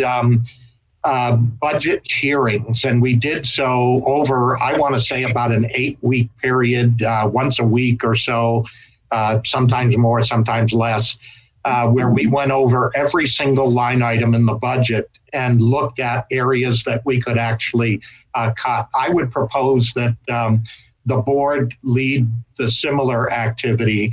I saw one note on the schedule. I don't have it in front of me, but June 15th as some meeting that we were going to get together to talk about this. But it's going to mean a lot more meetings and I'd make them public meetings where we open up the books, lay it out there, and figure out together where we might be able to make these concessions in, to some level. I mean, we don't know the finite number, but we certainly know it's going to be more than we've ever had to deal with in the past. So I would propose to my fellow board members that we either commit as a board to conduct these public hearings of a budget committee or so, or we just have the budget committee do it if all of the board can't go, but I would still notice them as public meetings. And then I guess the other question that I'd have is the timeline. When do we have to submit a quote balanced budget in projection or whatever you want to call it to the governor? What is that drop dead date? So, Mr. Gallo, we have to have an adopted budget by the end of June to the county. Now, it may be conditional because that's why we're doing this 10% now and looking at vacancies and savings, because we have to get the budget in. And August, it's going to change, right? Yes. So we have to show we can get through this year. But by first interim, which is December, we need to be able to show what are we doing over the 3-year projection so that we stay fiscally healthy. And it's going to be challenging with these type of cuts. We'll have to use multiple approaches, just as the governor did. We'll have to use reserves, we'll have to use reductions, we'll have to do multiple things, but we will have to show by first interim how we are going to do that over the long haul. We expect that 21-22 will be even more challenging. And so this short timeline requires us to act very quickly to get a budget in. And then, and when the team has to do the budget, it takes a couple of weeks to balance everything. This is such a short timeline. So it's not like you can have a subcommittee meeting one night and have it submitted the next. So well, this then means that we're going to have a marathon session if we're going to get through this budget and get all of our staff, unions, everybody engaged at least in the discussion. I think I think that's what the June 15th meeting was. That would be that's the adopted budget, Mr. Gallo. So that's why we're proposing the short-term cuts to get us, August, we're going to have more changes and we start the committee work right away. Right. So what short-term cut are you saying? Just an across the board 10% cut? We're saying 10%. We're freezing positions. We are, so the 10%, yeah. And we are using the CARES Act. We will, have conversations with our employee groups, and that's what we have to do in the short term. Okay, would is the board going to participate in those discussions along with our bargaining units? That's my understanding from what you're requesting. Yes. Yeah. Okay. Thank you. Thanks, Jenny. Appreciate it. Thank you. Thank you. Mr. Tillman? Thank you. And thanks for the report. Board, we've never, ever had to deal with anything like this before. I hear Mr. Gallo talking, but in the past, it wasn't to this level, that's for sure, Kenny. I agree. But see, what's even worse is it wasn't compacted. I mean, we were never this close to Ms. Christakis having to do a budget within weeks. Yep, right on. There's not a whole lot of time for us to have a lot of meetings. In the past, you've seen it come in. There was talk about it. You had the January proposal. You were able to do your March 15th notices. You had time to prepare. We've never seen this before. This is something where it's hit us and we have to deal with it immediately. I think one thing we should do is everyone should be calling their legislators, state and federal, because just like they're looking at finding ways to make sure that the businesses are whole, we have to convince our federal legislator that's important and our president to make sure that the schools are able to weather this tragedy. And it truly is a tragedy.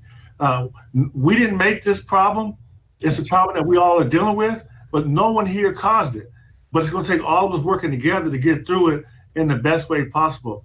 And I just want everybody to take a deep breath, because I sense the frustration throughout the entire district. And everybody wants to think they're in control. Nobody's in control of this.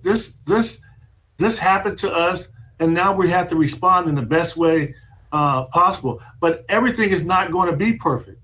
We're going to have to make some cuts that we never even dreamed of until now. So with the work of Ms. Christakis, and hopefully the federal government will come in and give us some money to help us get through this. If not, it's going to be really, really tough. So, but I do agree, Ms. Christakis, what would be the next logical time for this board to meet to hear what you want to present to us in terms of working with the stakeholders, all the unions, all of our parent committees, all our community committees, and even the students, and then getting back to us with lists that we can use to say, do people want to look at pay or furloughs or a hybrid of classes, class size, looking at class size reduction. There's a whole host of stuff that we can look at, and all of it is bad. When you're making cuts to education, it's all bad. It's all bad, yeah. I've always known that the money makes a difference. And because we're going to lose a lot of money, it's going to make a bad difference. But when do you think will be the next time that the board can meet to listen to some of the input that you are getting from the stakeholders? So we're coming back to you next Thursday, a week from Thursday, and we can provide some information soon, this week, some information. Do we have a meeting scheduled for the 28th? Yes, we want to bring back this, what it looks like in our multi-year, and we are starting some of the work and pulling some of our stakeholders in. We have folks pulling the data now and evaluating, it takes a little time. Right. And we're going to be working with those stakeholders for at least the next 6 months. Okay. And I want to end with saying, the way we got through it at every downturn I've been in, the one in 2008 and then the one in 2001 or whatever it was the same type of thing. If we can find any kind of additional money in terms of the ending balances, even if it's one-time money, that one-time money can be used to pay for ongoing stuff, but it'll help us get through this. The good thing is, hopefully there'll be a cure or a vaccine, or we'll find a way to live with this and get the economy back, and hopefully the revenues will come back, so it won't be as bad over the years. But the sooner we meet and discuss it, like Mr. Gallo said, I think the better. So I guess you're saying our first stab at this is going to be May 28th for a budget meeting. Yeah, so we will share exactly what the exact number is, what the multi-year looks like, and then we'll bring a schedule. How's that? And Sounds so good. That we can start having those public meetings. Just right now, staff's working on pulling the data together. Thank you very much. Thank you. Okay, Dr. Flores. Thank you, Madam President. Is Dr. Hill next, or am I after Dr. Hill? Did I miss her? Let me see. I might have skipped. Oh, yes, I'm sorry.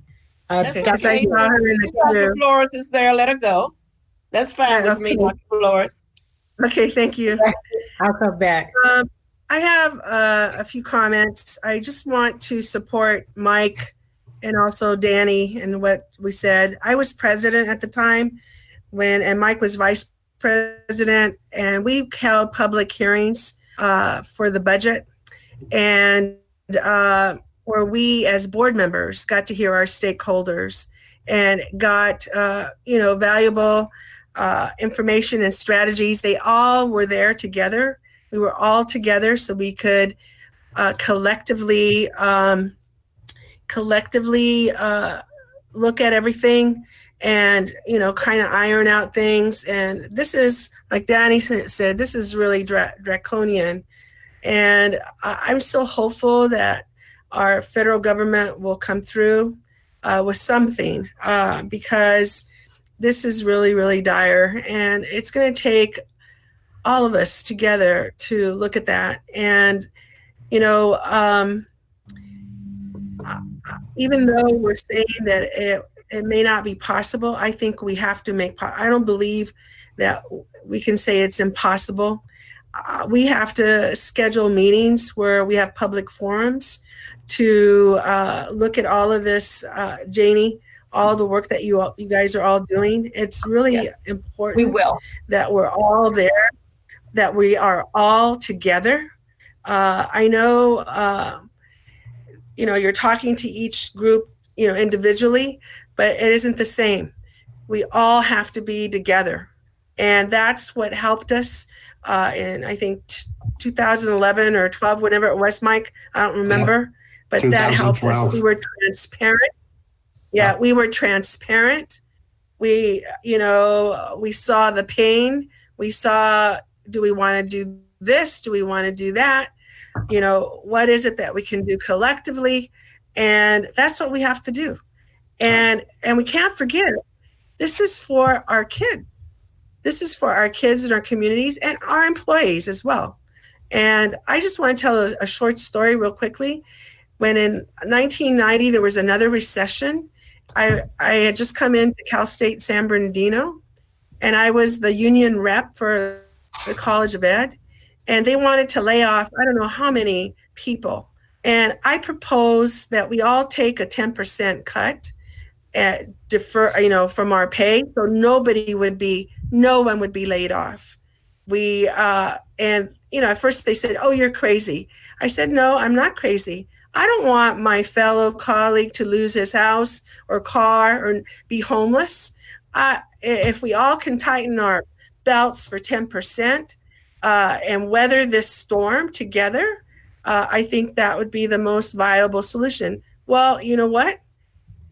We voted on it, and we were the first CSU to do that. And every other CSU did it.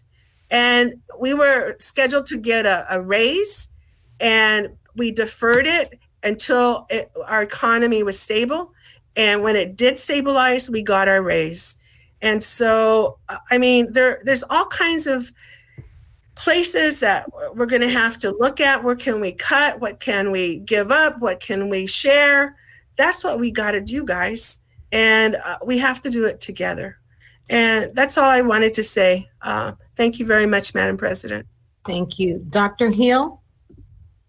Thank you, Madam President. Ms. Christakis, I just want to say thank you and your staff for doing such an outstanding job. It's not easy, and I know you're still putting together things, so please extend the thanks of the board for what you're doing. Thank you. Thank you, Dr. Hill. And I have one question. Even though the tax deadline is not until June or July, I don't know which. July. Uh-huh. Yeah. So are those projections included in the deficit that the governor has given us? So the Department of Finance most likely did some sort of projection, but they're not going to fully realize it and know until almost August. So that is why we're open to more revisions in mid-August when the legislature looks at all of the final receipts. Great question. Well, thank you. And I agree with my board members. I think we should have the public meeting, because, sometimes the people you least expect can come up with the best answers and solutions. So we want to have everybody at the table. And I think that's so important. I hope we can meet as often as we can so that we can do it as best we can to land on our feet. I think we'll get there. We have in the past, and we know this is not going to be the last time. Yes, this happened to us all of a sudden, but I think one of the good things, we have teachers and classified employees and managers, board members, parents, and students, and they understand there is a problem. And I think together we can all give our input and take a look at all the suggestions and cut where we can. The one thing we know, we have to make some cuts. That's not a mystery. It's just where and how much and when. But I appreciate the ability to be transparent with all of our stakeholders, and I support the decision to hold these public meetings so everyone can be involved. But thanks for a great presentation. Thank you, Dr. Hill. Thank you. Thank you, Dr. Hill. All right, Ms. Rosales Medina, and then I know Dr. Volkemer is going to give some comments at the end, correct? Okay. And I'll just be brief because I want to echo what all the other board members have mentioned. Full transparency, definitely trying to get everyone together. This will be my first time managing this, but I will rely on the expertise of those that have been on board and has gone through this before. But after all of this, I definitely always want to look at, before making any difficult decisions, when we look at employees, making sure that we're really looking at the programs, looking at different areas. And at the end of the day, what's best for our students is what is priority. So I want to say thank you for the presentation, but definitely we'll be looking forward to those meetings where we're going to be provide full transparency for our community. Thank you, Ms. Rosales Medina. Dr. Volkermer? Thank you, President Rogers. Board, first of all, thank you for your thoughts and your feedback in reaction to our presentation this evening. I want to thank you very much for recognizing the work that Janie and Janet and their team have put into this and will put into it as we move forward. You know, the scariest part of that presentation for me was when Janie likened it to the Great Depression, not the Great Recession that we had in 08 through 11 or 12, but the Depression. And my parents were Depression children. They were raised right after the Depression. And the stories they told me about what happened during that time were frightening, really. And we're in that kind of midst. And Mr. Tillman hit it right on the head. This didn't, you know, kind of slowly come upon us. This snuck up behind us and kind of beat us on the head. And so the speed at which we're going to have to operate is going to be very, very fast. I do agree we need to be in touch with our legislators, and we are in touch with our legislators. We're using our lobbyists virtually daily. I'm on the phone or texting or emailing our lobbyists to get in touch with legislators and give us updates. I also want to thank you. I don't know that you took a formal action, but I think I heard consensus about having a special board meeting on the 28th. I don't know. And I was going to make sure at the end, but yeah, okay. It sounds like it, but I will make sure. And then given we agree fully with your approach to transparency and wanting the community to be fully involved in this process, our board meetings in June are the 2nd and the 16th at this, as they're regularly scheduled now. Your statutory deadline for approving the budget is on June 30th. So you do have some flexibility for additional meetings if you wanted to either rearrange your existing regular meetings or have additional special board meetings. But we will follow through in getting those community meetings set up for you. So thank you very much. And again, thank you to staff.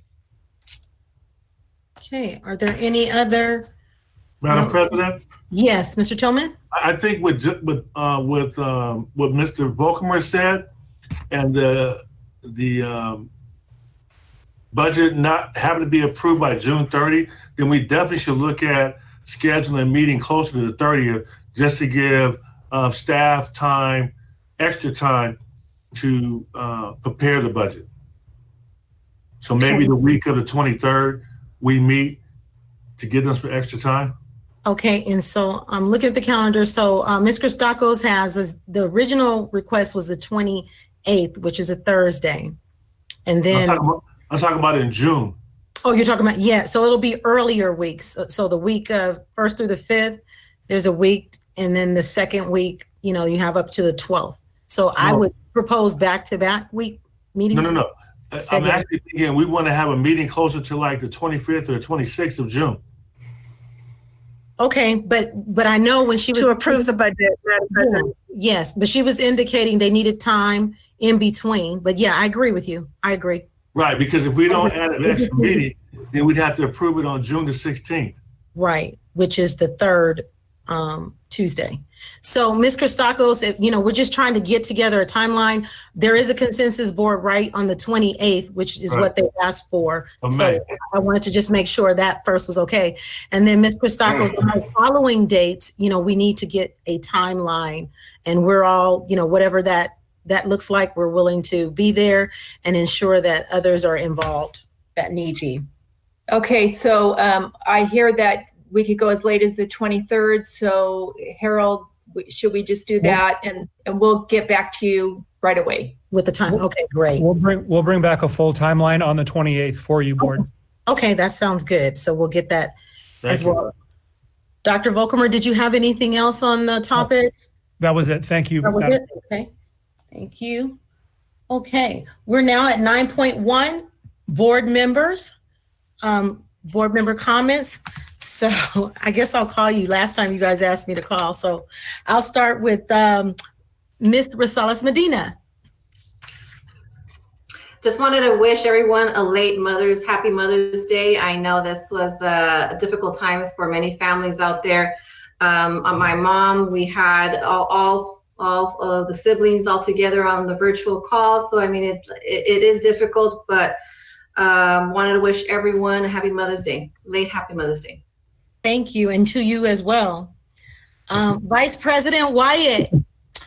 Thank you, Madam President. And yes, I've been pretty quiet tonight because you guys have done such an amazing job of asking all the questions I normally would ask. And again, to Janie and her team, great job on the presentation. It's never easy to present tough information. Obviously we need an outstanding team to put that together and to give us concrete information so we as a board can make the decisions that we need to make, which are not easy as well. So, we really appreciate the work that you and your team have done, Janie. And again, our classified staff, as this is Classified Employee Week, we greatly appreciate you as much as we appreciate every employee for our organization, and that we want to celebrate to all of you, but this is your week. So thank you for all that you do out there. Just want to say thank you again to all the folks out there that continue to acknowledge and celebrate our graduates. And, they're bringing excitement to it right now that I couldn't imagine be possible. But with what they're doing, a lot of the folks out there, our community has really risen to the occasion and just doing a great job of celebrating our kids. And thank you to all of you that are doing that. And that's probably about it for me, Madam President. I will try to keep it short and sweet, but I appreciate all of you as our colleagues, and I'm looking forward to our budget meetings. And like all of you have said, being as transparent as we possibly can and including as many voices into the decision that we make, so we're all stakeholders and have a voice in these very tough decisions that we're going to be making soon. So thank you. Thank you. Dr. Hill? Thank you, Madam President. I just have 4 just short things to say. And I just want to say to our classified and certificated employees, we commend you for the work you've done. As with the budget, we didn't know that was coming, and you didn't know distance learning was coming. But you jumped in. You're in the race. You might not be in first place. You may not be in second, but you're in the race, and that's what's important to us. And so we thank you for the work that you are doing. I want to say to our 2020 graduates, we're so proud of you. We wish things were as they used to be, but they're not, and we'll do whatever we can to celebrate you. And I just want to say to the cabinet, as we get ready for our budget meetings, as board members, we usually can read you pretty good. And we know sometimes you want to make comments and you kind of stare at us and we're staring at you. I'm just going to ask you, you have to be open and honest, and you need to tell us when we need to move to the right or to the left. But please be honest and feel that you can do that with us, because if we're going to be in this together, we have to be a team. And if we are a team, you can't look at us as board members and say, I really want to tell them this, but what if? Well, don't worry about the what ifs. I think it's important that the 7 of us will be there and respect you through this process so that we can all get through it together. And as we deal with the budget, I just have to give you an example. If you go to the gas station, with gas being $2.29 a gallon, and if you go to the gas station and you say to the clerk, I want 3 gallons of gas, and you only have a $5 bill, guess what? You're not getting 3 gallons of gas. You get $5 worth, but you aren't getting 3 gallons. So with our budget, we want a lot of things, but if the money's not there, it's not there. And other than that, I just want to say Happy Memorial Day to everybody. And don't forget to salute our veterans and our servicemen. Thank you. Thank you, Dr. Hill. Mr. Gallo? Yes, thank you, ma'am. Let's see, I wanted to chat about a couple of things. One was the, grads, and I participated in some of the celebrations that some of them have had online and seen some of the postings and everything. And man, we have some creative kids is all I got to say. Some of them are a riot. They've done videos, kind of teams of videos, and it really does get creative. And, I know that we are having various celebrations, our kind of distance celebrations, so to speak, for graduations. And hopefully that will at least be some consolation for, for our grads. And let's see, I had one other thing that I wanted to say. I also went by some of the meal distributions across the district. And these are, I mean, there is a ton of people lined up, Pacific, San Andreas, all over our districts at our various elementary schools, et cetera.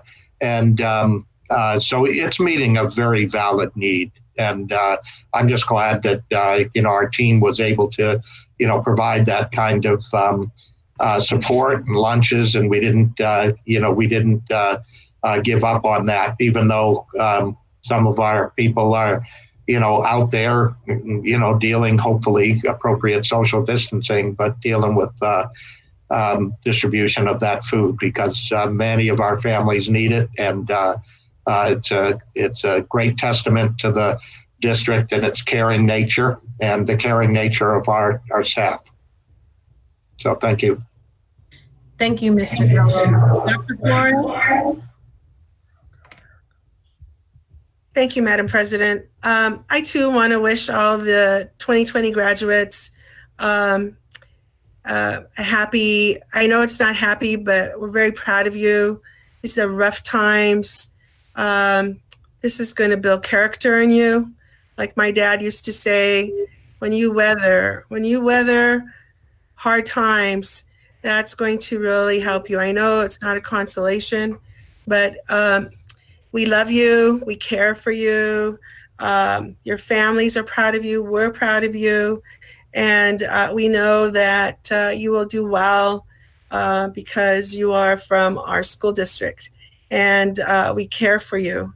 And to the parents, I know this is really hard for you, but if we can just celebrate in our own way, in each of our ways. And I see all the great spotlights and all the wonderful things that you guys are posting, and it's just beautiful. And I know that our staff and our high school teachers and staff are doing wonderful things. I get privy to some of them, and I just think they're doing a great job. I commend our high school teachers and our principals for all the hard work that you're doing. And congratulations to you. I also want to mention that I'm very appreciative, Janie, of your staff, of you and Janet King. This is really, really hard. You too, Dr. Volkemer. These are unprecedented times. And I'm really happy that our board and our cabinet are going to work together with all our stakeholders, with everybody at the table, that we're going to be transparent. And that's really important for us to move forward. My parents also grew up during the Depression and went through very austere times. And so I heard stories, my whole childhood. And so that built my experience about being kind to others, being compassionate, being loving, providing help for others, and doing it with a loving heart. So I hope that I know that we will work together and come to some resolution. Thank you so much, Madam President. Thank you. And Mr. Tillman? Thank you, Madam President.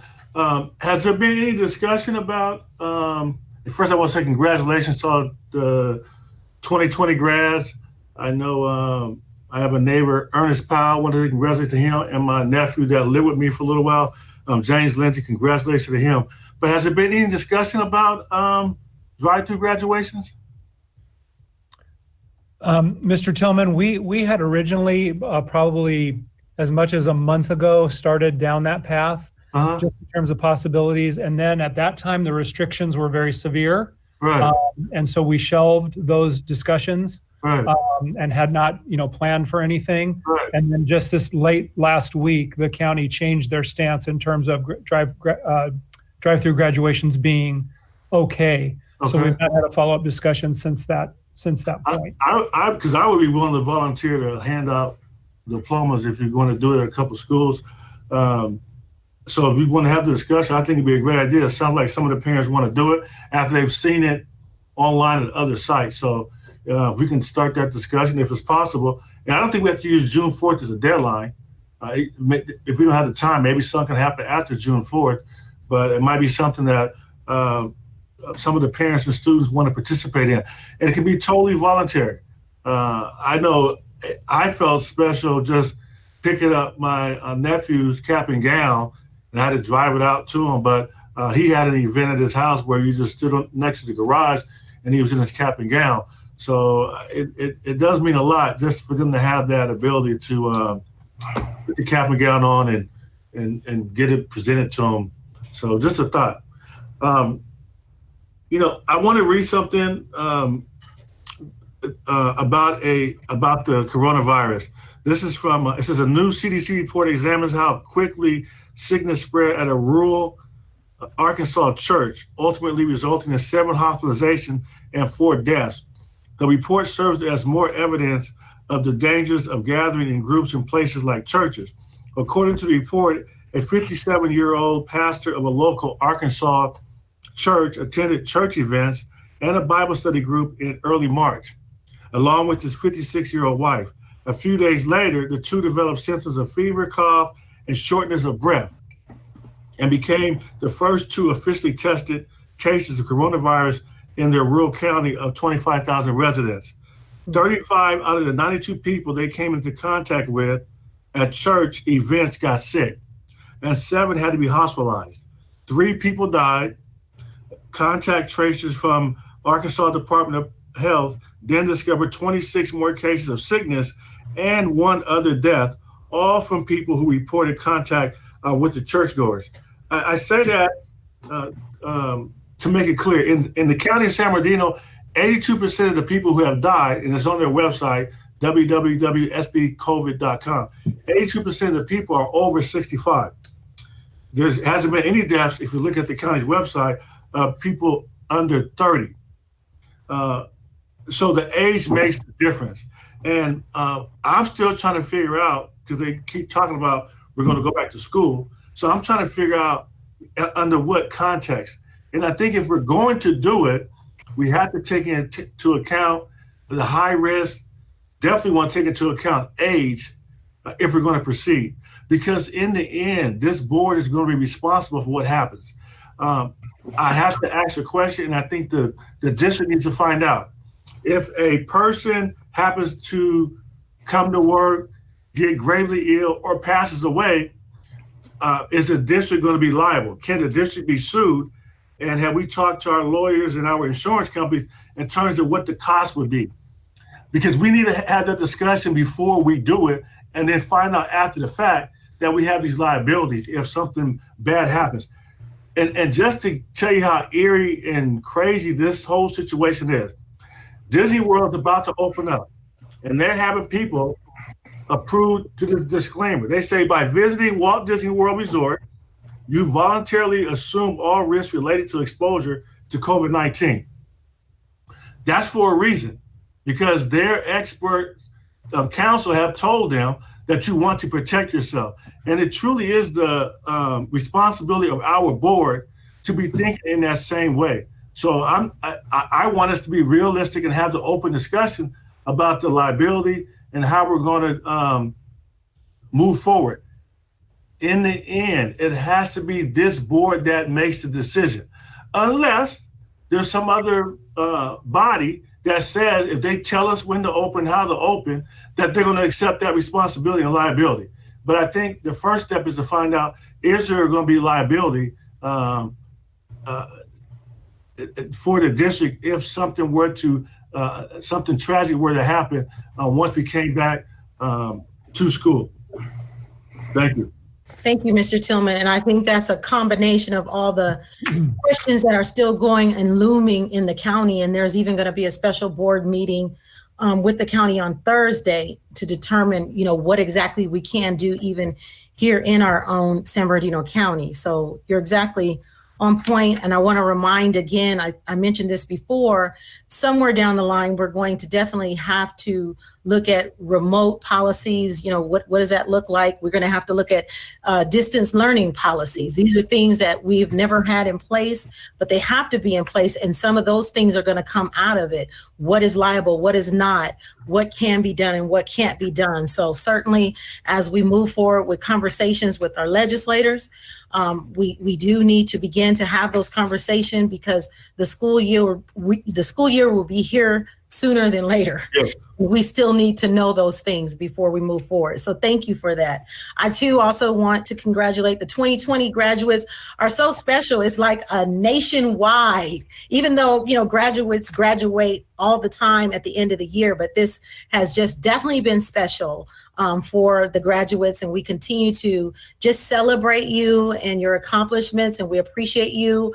I want to send shout outs to all of the schools that we've seen the wonderful videos also on social media. They're personal videos that'll make you cry, they'll make you laugh, but just a wonderful, wonderful job. This past Saturday, Dr. Hill and I resumed our Coffee with the Community, which was a virtual meeting, and it went well. A couple of things that we took note of. The question came from some of our community members surrounding adult education and their distance learning in summer school. So I don't know if that information has went out yet, but they definitely want to hear about that, or maybe they didn't get the information. We need to recirculate it. San Andreas and Sierra, also clarity on summer school as well as distance learning. And also the question has come up, or we just had a question this past week in reference to progress reports. And we know that all of our students are being held harmless, and progress reports did come out just to give an idea of where the students were so that they can continue to move forward. But we do want to be clear on the grading and what the agreement was, what their grades were at the last semester versus a progress report that may have come out. So definitely want to, you know, get clarity around that. And I did mention that to you, Dr. Volkemer. You should have that as well. And I think that is all that I have. So again, thank you. And this is Mental Health Month. May is Mental Health Month. So make sure, I think I seen Dr. Wyatt had his green pin on. May is Mental Health Month. So you certainly want to ensure that you're doing healthy things for yourself as well as your family. You know, taking note of just is so important, especially now during our stay-at-home orders, that you still get out and still take the time to do something that will get your mind off of what is going on in the world today. Mr. Tillman, did you have something additional? Yes, I wanted to say congratulations to and recognize all our classified employees. This is Classified Appreciation Week, so I didn't want to overlook that, and make sure we bring back a resolution in the near future. Thank you to all the classified employees. Yes, thank you to our classified employees for all that you do. Dr. Volkemer? You had Mr. Gallo on there. Oh, did I miss Mr. Gallo? Yeah, I just had one other comment just on the COVID thing.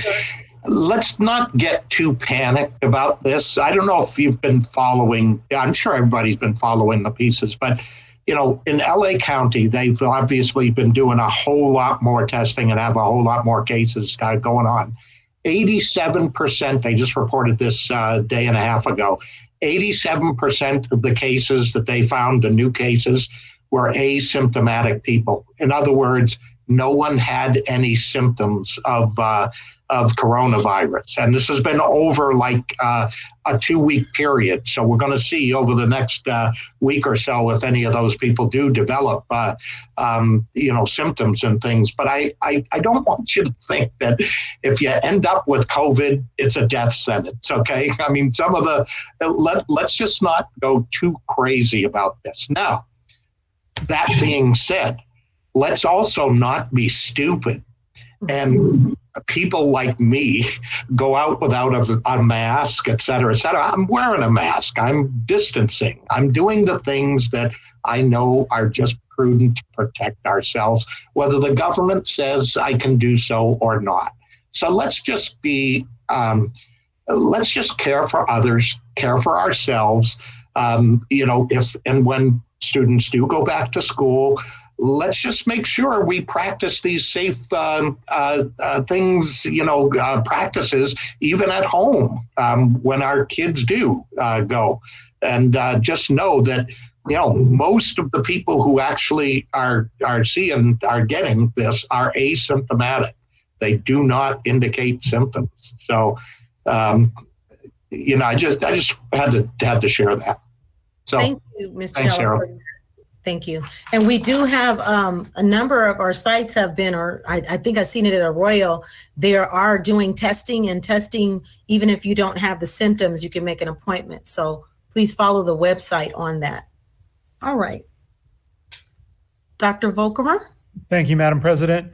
Board, just a couple updates and comments. First of all, we are working on a distance learning policy as well as a remote work policy. So you should be getting those within the next couple board meetings. In terms of a first draft, we're reviewing CSBA's model policies around that. So that's coming in the near future. Want to congratulate Vermont Elementary School for being named a beacon school by Imagine Learning for its exemplary use of digital programs. And this actually was before we went to distance learning. So congratulations to the Vermont staff and principal Anna Maria Perez. We also want to give a big shout out to our partners at California State University, San Bernardino. They're always great partners with us, but the Gear Up program has been doing a ton of work around our seniors. They've been hosting or will be hosting virtual signing ceremonies for our students that are going to CSU schools, UC schools, and private schools as well. They've developed posters for businesses congratulating the class of 2020, as well as yard signs, banners, and even a virtual memory book. So board, if you would like a poster to put up in your place of business or in the front room of your house, or if you want a yard sign, we have those here at the BOE, and just call Karen or Nicole, and we'll make sure that we have them ready for you. We'll even run them down to your car for you. And then finally, board, I just wanted to focus on our classified employees for Classified Employee Appreciation Week. Mr. Tillman, I think the board at our last board meeting did already approve a resolution honoring our CSEA membership. Oh, great. Okay. But I think you already did. I'm pretty sure. Thank you. I've always had a deep appreciation and value and valued our classified service. Growing up as the son of a union truck driver, I learned many lessons from him in terms of hard work and dedication to craft. And then working my way through college, I had a number of different jobs, but I was a grounds worker for about a year and a half, as well as a custodian. And I learned valuable lessons that I carry with me and hold dear to this day. And so just want to share one quick story about the impact that classified employees have. Many, many years ago, I was the principal at Bonnie Ohl Elementary School. And I'll give away how long ago that actually was.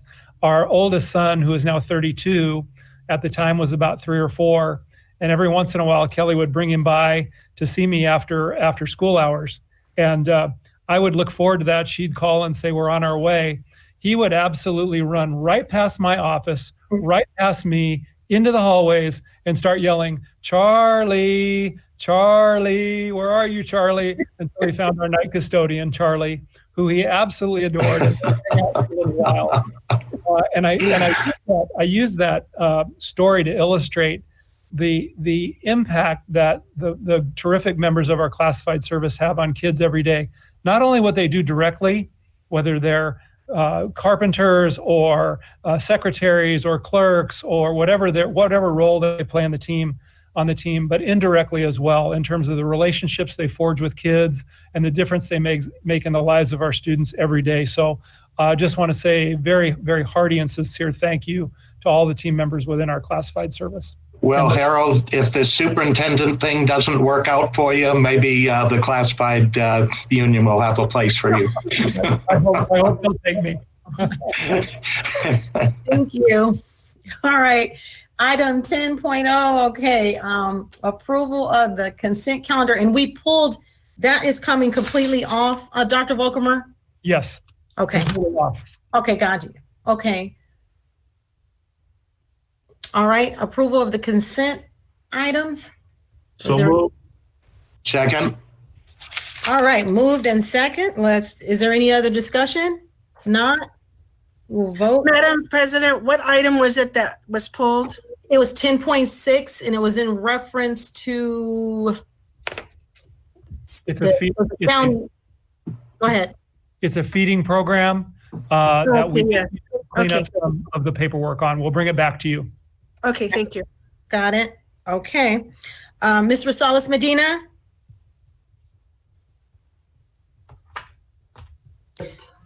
I'm just unmuting. Aye. Okay. Mr. Tillman?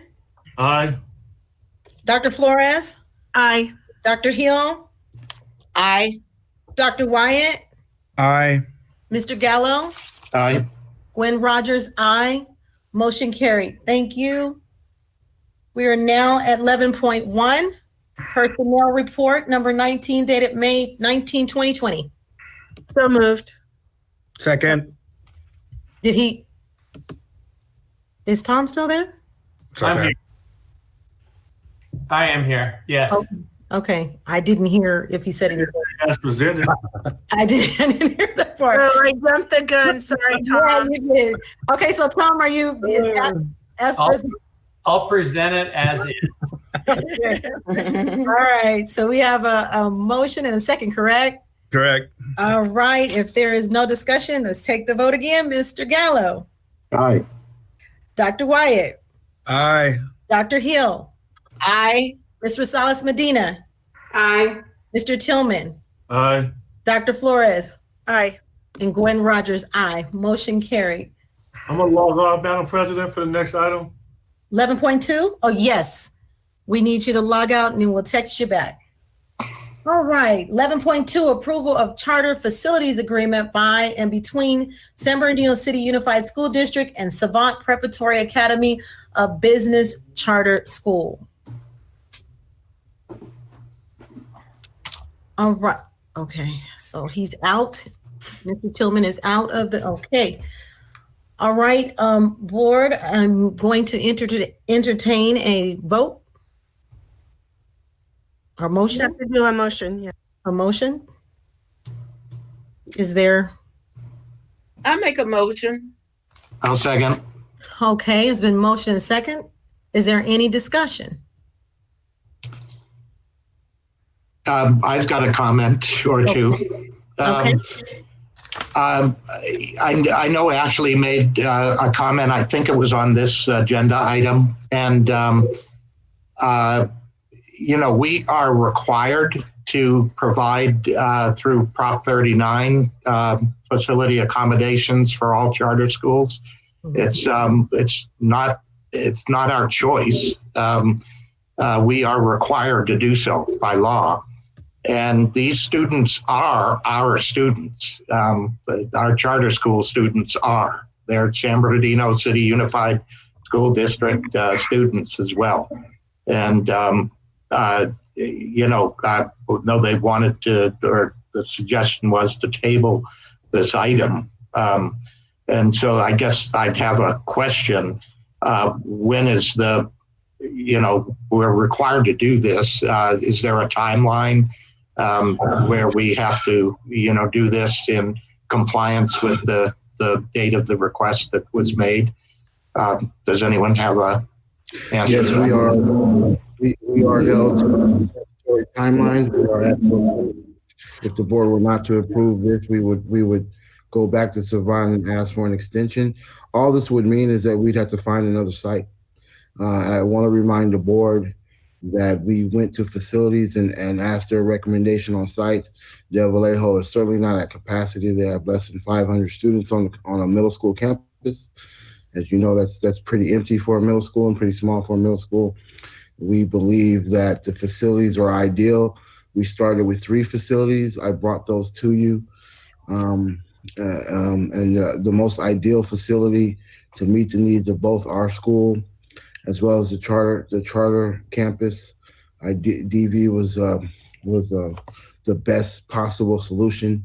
If we were to go back, we would have to offer a property.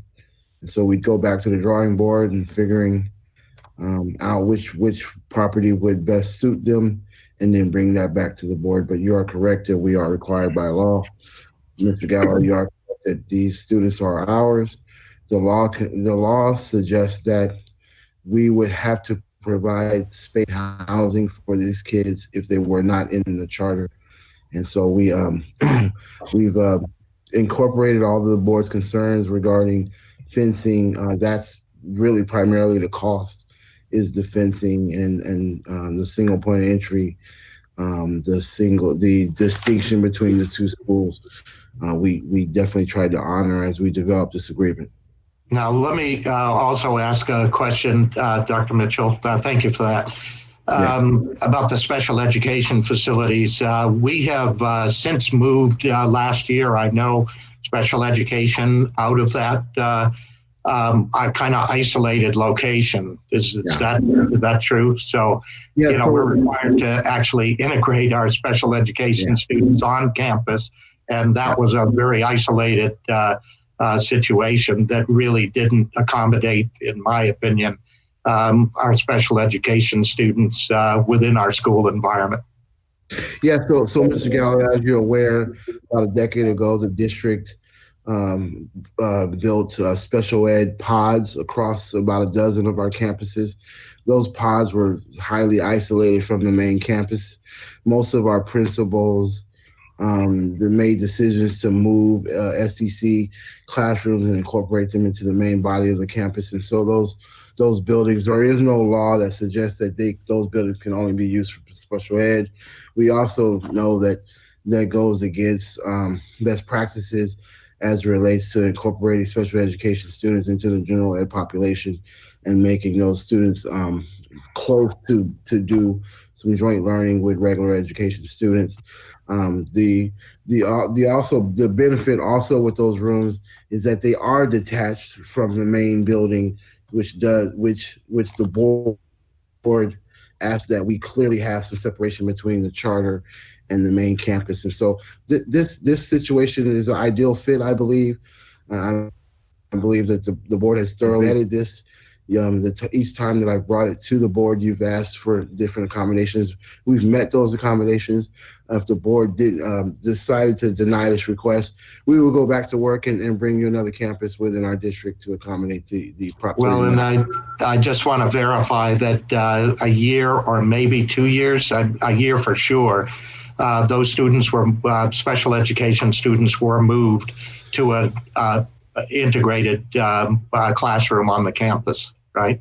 Yeah, so the buildings that we are proposing we're not currently in use. Right. As I suggested, the enrollment is significantly down at Del Vallejo, and much of the campus is not in use. Thank you. Thank you. Okay, Dr. Flores and then Dr. Hill, followed by Dr. Wyatt. Dr. Mitchell, are there other campuses that have less students than 500 students that are elementary? Yes, we brought to you one other. We brought, I can't remember. I think we brought Ingram. Ingram. Yeah, we brought Ingram as a possibility. The board was concerned about Ingram because then some direct competition from a K-6 to a K-6 was definitely more eligible than bringing a elementary campus to a middle school. So the board, you all voiced concern about even considering an elementary. We certainly wouldn't consider an elementary on a high school campus. So that's why, so the original proposal, we proposed Ingram and Del Vallejo, and as you remember in closed session, you all said we definitely don't want I was concerned. I was concerned that they were with middle schools. Yeah, I voiced that concern. Fellow board member. Elementary charter on an elementary campus. That was the concern that was voiced. Well, I was concerned about an elementary charter on a middle school grounds. I remember I made that statement. Board, I'm going to vote no, and I want to tell you why. When we went through the recession, we were allowed to, there was a relaxation of restricted funds. And And I don't know how, I forgot to ask Janie how much restricted funds we have for construction. And it's gonna have a fiscal impact on other priorities that we had. And also, I don't think that during the COVID, we should be expanding and reconstructing. I think we should wait. That's $500,000. That $500,000 could mitigate, a lot of jobs. And so I just want to let you know why I'm going to vote no. Thank you.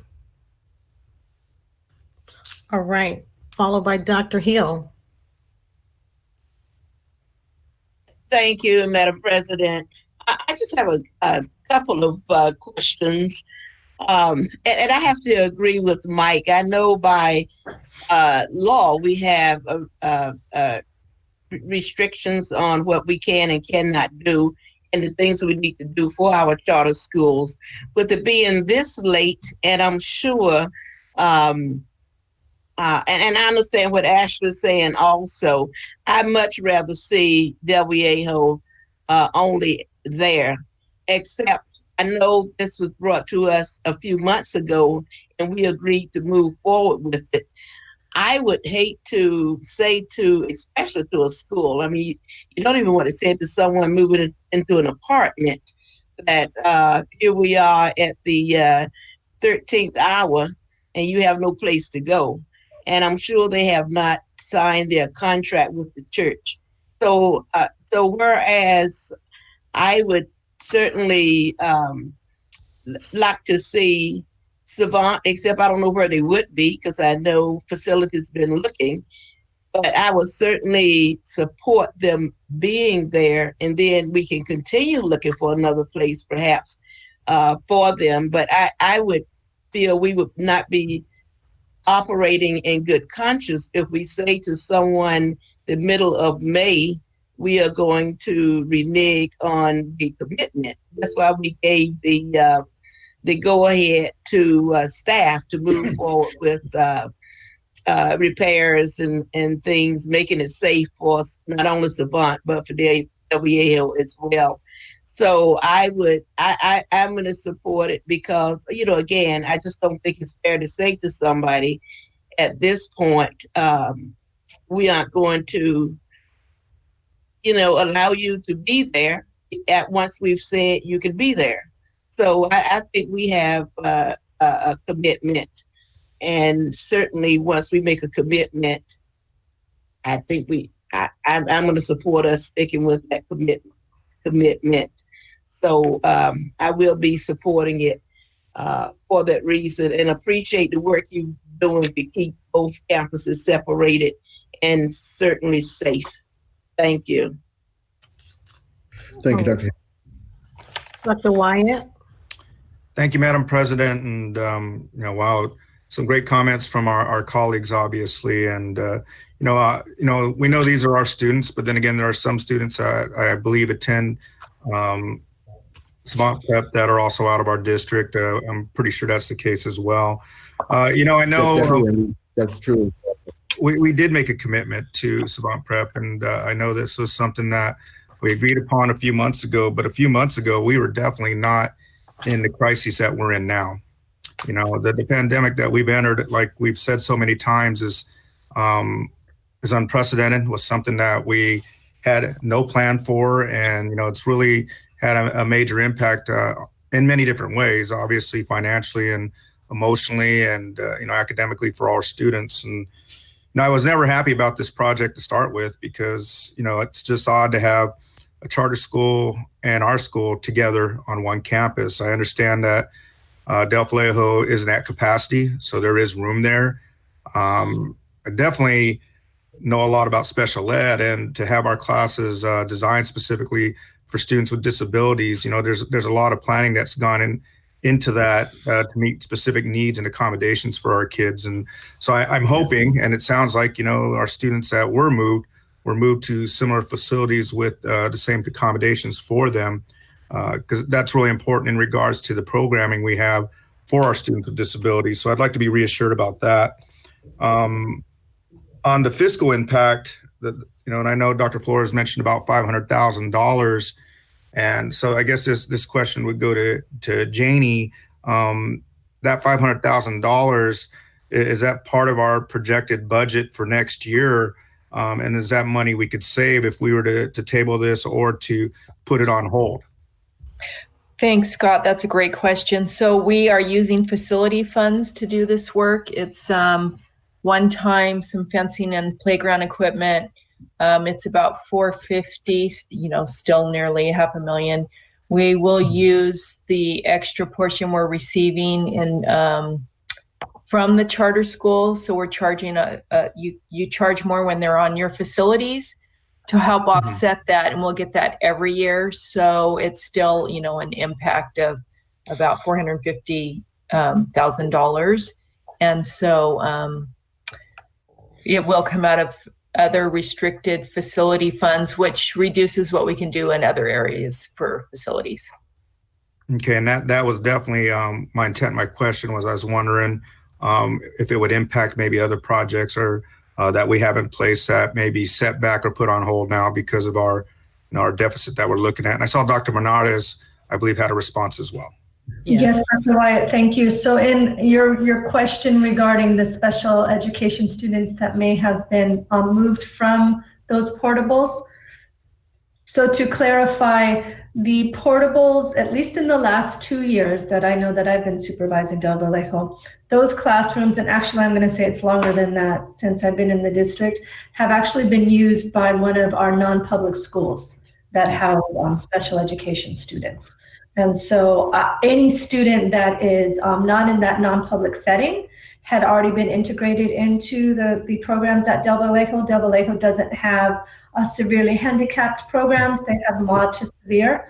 And so that's a basic classroom setting. So in terms of the Savant taking the classrooms of the non-public, I know Dr. Lundy was working with the team to find another location for that non-public school because we still have some students there. We don't have a lot. It's a very small school, but we have some. But in terms of the specialized classroom setting, that didn't pertain to that group of students.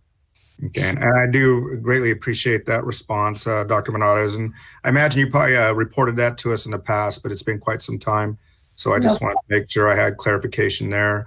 I want also it to be known that I think Savant Prep's doing an amazing job with our students and students from out of our district. So it's nothing about the Savant Prep program. It's actually, I think, an outstanding program. And, sometimes I question some of our charters and their rigor and their level of accountability and performance, but I don't believe Savant Prep is one of those schools. I will say at this time, I'm definitely not in favor of moving forward. Not saying I'm not in favor of it happening. At this time, I definitely feel a little bit differently about what's going on just because of the crisis that we're in and definitely the fiscal crisis that we're in. And that's one of the reasons why I was looking for clarification from Janie. So I appreciate that. I thought we were going to table this, but if we're going to a vote, I'm definitely leaning not in favor of it. Thank you. Okay, Ms. Rosales Medina. Yes, and I think when this was brought to our attention, at least I was concerned about the location. It is an elementary school entering into a middle school area, and just the way it was going to be, the space was going to be handled. I did have concerns then. I do support in a way for us to table this item. The budget right now is, as Dr. Wyatt mentioned earlier, the school is doing really good. You could tell that they're passionate, and this has nothing to do with supporting them at what they're doing. I just feel that we're not there at the moment, and especially the location. I just wasn't supporting the exact location of the way it was placed. So that's where I'm coming from right now. Okay, thank you. Let me make sure I have everyone's comments in there before I speak. No other comments. Yes, and hearing you all board members and just digesting this again, I'm inclined to try to ask the question either around tabling it or waiting. And for this reason, we also initially moved away from the elementary school, which was the other option, as Dr. Mitchell mentioned. So I'm thinking, you know, some of the work that we requested as a board then before we were here is some of the funding issue, and where we're trying to look at this budget and cut back. We understand, and for the public to understand that $500,000, that's something we have no control over, as Mr. Gallo and Dr. Hill explained. But what we do have control over is some of the things that we wanted to have done in order to get the school up to par and keep the separation as you know, we discussed. Whereas the other school may, or somewhere else may not require all of that. And so I think some schools may require even more facilities adjustments to make room. So I believe that facilities not only brings us where there are schools with room, but where that it is feasible to make adjustments to this campus to make room for it. So so the board votes no tonight. Number one, there's also costs related to the time that staff has spent mocking up and working on this. We've had legal fees drafting this over several months and time. And I'm saying that's okay, but there are other costs that the board has expended on this project with staff time, as well as architect plans, as well as legal fees that we went on your direction to say we agree with AAO, make these adjustments to the MOU. So I just want to remind the board of that. Secondly, there's no guarantee that another school would cost less. That's correct. And certainly putting off the vote tonight does not relieve us of our responsibility to provide a piece of property to Savant. So I just want to remind the board of that. And we're happy to go back to either vote and I think go back to the drawing board or pull it, whatever you would like to do.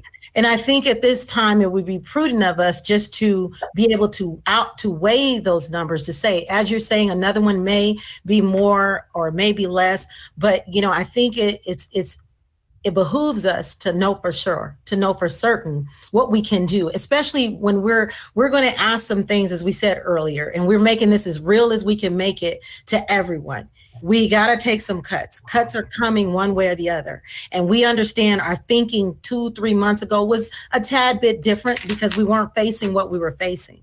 And as I hear the board members have explained and expressed, and I appreciate their comments, is that this has nothing to do with the school itself. It has to do with what we're needing to put out or what we're going to be looking at down the road. Right now, what is the cost? How much have we put into it? Where we are right now? Should we stop? And this is what I'm hearing, you know, from the board. Board, correct? You're not hearing it. You're not hearing it from me. We already got that data that was presented to us months ago. With the cost analyses of what it would cost to modify the other several choices that were provided to us. And this was the one that was the least costly and most doable. And also that was I'm not finished yet. I'm not finished my comment yet. No, go ahead, Mr. Gallo. Go ahead. Let's just not forget that we'd already been through this in a comprehensive analyses that was presented to us by the facilities group. Okay, is there another comment? Dr. Flores, was that you chiming in? I'm looking for comment. Yes, I was just saying that was pre-COVID. Yes, correct. I don't think the costs will matter pre-COVID, post-COVID. So again, my question would be to the board, and Dr. Mitchell, you said tonight, as opposed to getting this information, I don't, you know, if we were to table it or to wait another couple of weeks or whatnot to be certain to have that data, what impact would that have? Tabling it will not relieve the board's responsibility of providing a property. No, we right. will have to analyze property to figure out where we can create space. The cost may go up. It may be more to create a separate space. I want to remind the board that we brought this analysis to you and we went down this pathway because you said you did not want the elementary to Correct. compete with the elementary. Mhm. Number two, you did not want Savant to have access or commingle with Double A Ho, so you want some It was a fencing. middle school, correct? And we have experienced costs through their staff time on this analysis, the legal fees drafting the MOU, as well as the plotting of the improvements to accommodate Savant on campus. So I don't want the board to believe you have experienced costs already for this. You will experience more as we go back to the board to determine where we might be able to co-facilitate on one of our existing campuses. Okay. And go ahead, Ms. Rogers. So, and because we're able to charge them more because they're on our facilities, we'll get, let me just look it up really quick. I think $59,000 a year to offset the 430 estimated costs for fencing and playground. So the costs come in when you have the drawings, as Dr. Mitchell talked about, and the plans drawn up. That's where a lot of the cost is as well. In the amount that you just indicated per year, and the amount that you've given us, the one-time amount, so it's the 400, I think you said like kind of 450-ish. Yeah, so I'm looking at the data. It looks like an estimated cost of, I'm pulling it up, 430,000, and then we will charge Savant. It depends on whether you're on your facilities or not, how much you can charge. Okay. But we'll get 59,000 annually. Per year. Okay. Per year. Yes, correct. We will recoup that. And this will be a 5-year deal. Okay. Over 5 years, you'll recoup most of the dollars that we. So that's important. I know we probably heard this and kind of went back, but right now we're hearing this amount, 450, is out the door for us in this time that we're at. But there is some recouping. Absolutely. Yeah, Suki went over that, 59,000 per year for youth buildings.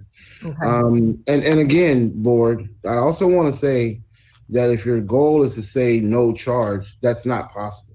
Right. If we move into any school, there is a cost associated with that. So, this does not relieve you of a cost associated with providing a property as required by Prop 39 in law. Got it. Is what I'm saying. If the board's intent is to minimize all costs, that's not possible. Okay. All right. Yeah. Okay. That part we know. I think we get that part. It would be nice to be zero, but it's not going to be. But it's not. Okay. Was there another? Let me see. Dr. Flores. Yes, and then it was me. Dr. Flores, then Dr. Hill, and then. I want to reiterate what Dr. Wyatt and Board Member Rosales Medina said. It has nothing to do with the quality of Savant. They're excellent. My concern, and that's why I asked Janie, right now it's restricted funds, but the legislature and the governor may release those funds so that we can mitigate our losses. Janie, I would like to know how much money we have in facilities. How many millions do we have? So the governor, the governor No. won't make the facility funds flexible. No. He's not done that. He's done it with categoricals, but I can get that to you, Dr. Flores. Okay. Yes, I would like that. And so when you spoke, it's not just going to be the fencing, and it's not just going to be the playground. They're going to have to do construction inside those classrooms because they were for special needs kids. And what's the cost of that? So it could go up. This is just your ballpark cost. And so if it did go up, it would be more than the 430,000. Because I've been around quite a while, and those are just your projections. And I know there'll be other costs that come into play. And so I just wanted to make that statement. Thank you very much. And Ms. Christakos, will you be able to speak any more to that, or how close you think you are or not? So they have architects that look at what we have to do. Things have to go to DSA, and they give pretty good estimates. I don't know about them, what they have to redo to the special education classrooms. They're just larger. Walk the campus and walk the classrooms, and there's no major construction needs in the classroom. The 430, 440 is the total cost to my understanding, and then we get 59,000 back per year. And so if the board's intent is to have zero output on this, I don't think that we can get to that in any site that we push into. But is there, and is this, I know you said there was one other school, is there? Ingram was our other school that we were looking at that had the availability of classrooms. Which did not have the issue of the fencing. Yeah, but then we still would want the Savant and the Ingram to be separate. So there would be some work related to making them separate schools, which would probably be more difficult at elementary than it is at a larger middle school. The board also was concerned about a K-6 charter with a K-6 elementary in terms of competition. Right. The board voiced concern about competition at the 6th grade level here at Del Vallejo. If we go to an elementary, you'd have all grade levels eligible. The potential for that across all the grade levels, and not just one. Dr. Mitchell, Tom Pace just texted me, and he just reiterated that this was the least expensive cost of any school that was considered. The least expensive, okay. All right, So Madam President, I have one more question. All right. If we have to physically distance, how is Savant going to do that? I'm raising it rhetorically.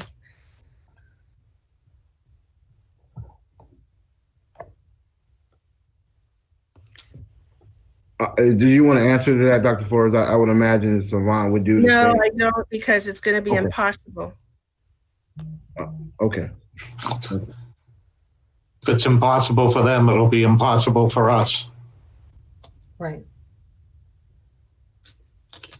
Okay, board, I would like to call for a vote, or what are we doing? Madam President, I would like to speak. Oh, yeah, I'm sorry. Go ahead, Dr. Hill. I didn't click back over there. Okay, thanks. You know, if it means we need to pay a security guard instead of putting up a fence, you know, we can look at what we need to do at this point as far as finance is concerned. My vote is based on our commitment to Savant.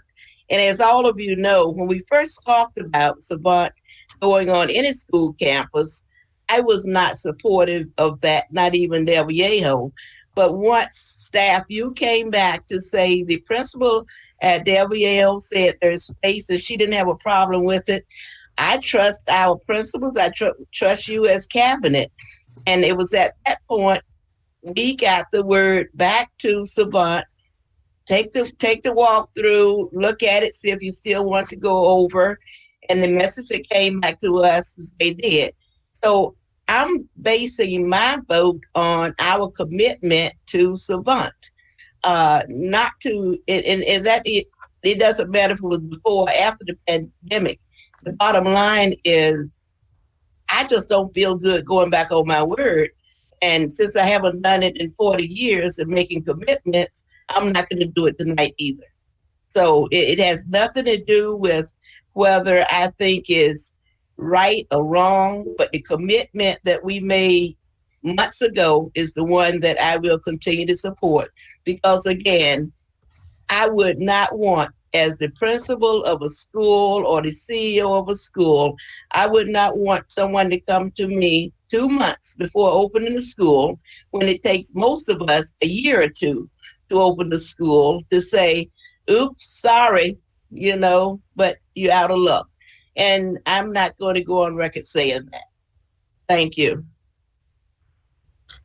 Thank you, Dr. Hill. And I believe Ms. Rosales Medina Yes, the thing is that I just want to mention to Dr. Mitchell, I was never supportive of the idea of having it, and I know that you mentioned if it was an elementary school, it wouldn't have been ideal as well. I just did the way the school is situated and the way it was going to go into campus, I just didn't feel comfortable then, and I really don't feel comfortable now. I just want to make sure that it's noted that it's not something that we had already decided. Some of us had conversations before, didn't mean that we were full support. We were in full support. No, I was suggesting that I got board consensus to move forward with planning for Devil Hill. Otherwise, we would not have continued planning at Devil Hill. It was the only thing I wanted to mention. But thank you. Thank you, Dr. Mitchell. Okay, board. Well, as we know that this is something we have to do by law for our charter schools. We've looked fiscally, and I'm seeing in the notes here that there is no additional classroom improvements needed, and I can only go by the information that I'm being given. And this is the least cost-effective school site at this time. So I am waiting. What are you waiting for? You want to call for the question? There's a motion and a second on the table. Again, there's a motion and a second on the. Yes. All right. So let's go ahead and call for the vote. Mr. Gallo. Aye. Ms. Rosales Medina. She there? Yeah, I'm right here. No. Dr. Wyatt. Nay, no. Dr. Hill. Yes. And Gwen Rogers, nay. You forgot me. And Dr. Flores? Nay. All right. President Rogers, I have a question. Yes. So board, I want to make sure we're basically sending staff back to the table to work with Savant. And I want to clarify my perception, and that is this is primarily a cost issue, that we're looking for a less expensive alternative. I know you've made comments about COVID and distancing and that type of thing, which are very valid concerns, but we don't have complete or direct answers around guidance for that right now. So I just want to clarify that you're looking for a less expensive alternative. Is that correct?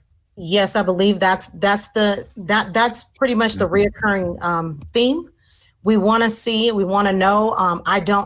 Someone suggested, I don't know if Karmic was part of that as well, but what we are wanting to do is to definitely look and see and be prudent about knowing where we are right now. Is there at least another cost-effective way, school site, or even the building or the design or whatever is being done, to go back and just take another thorough look at that, so that we can make a decision. We know what we have to do. We know what we need to do, but we want to make sure we're doing it fiscally. And I think that's what I'm hearing. Thank you. I do want to mention, though, that for me personally, it was the way the classrooms were situated and how it went into the school site. So for me, it was more of an issue of the way the way it was cut within the school itself.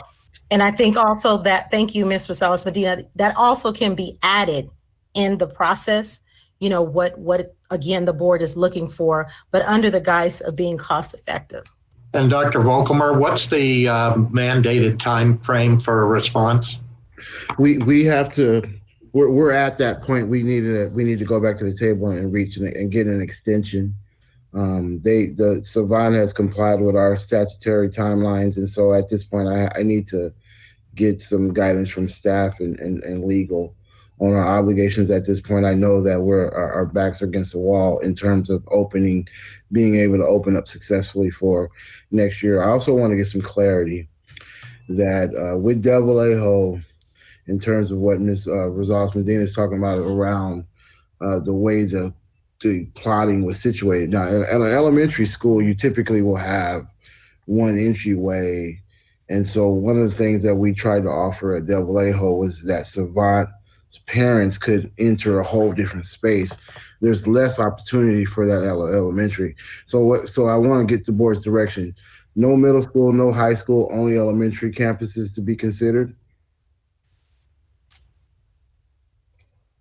Well, it's not my recommendation, but yeah, I want to get some parameters so I don't keep bringing back schools that we reject.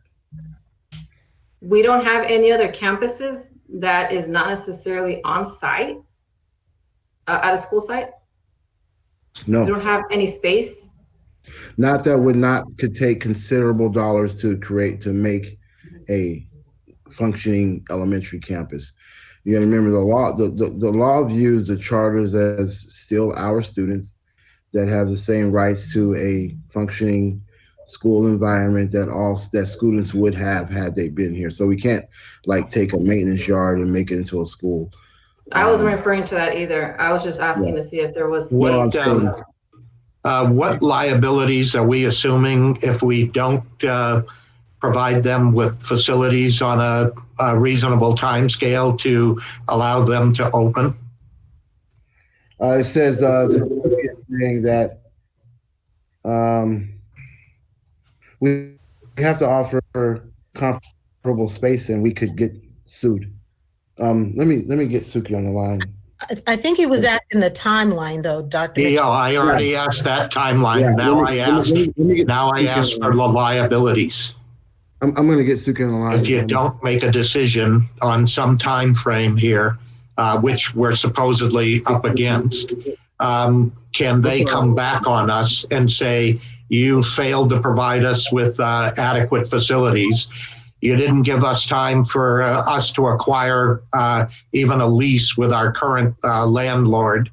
And what kind of liabilities would we incur? Madam President, this is Dr. Flores. Can I ask a question? Yeah, and they're getting, okay, Mr. Gallo, he's getting Suki on the line for you. And Suki is advising that we take this to close because we're talking a lot. Wow, thank you. After the fact. Okay. You're right. You're right. Close. Okay. Suki's available for close if we want to go. Okay. Okay, and we're going back into another closed session. So, Dr. Flores, did you have something else, or can we just wait until we? I was just going to ask if there are any schools that we have no students at, like Carmack.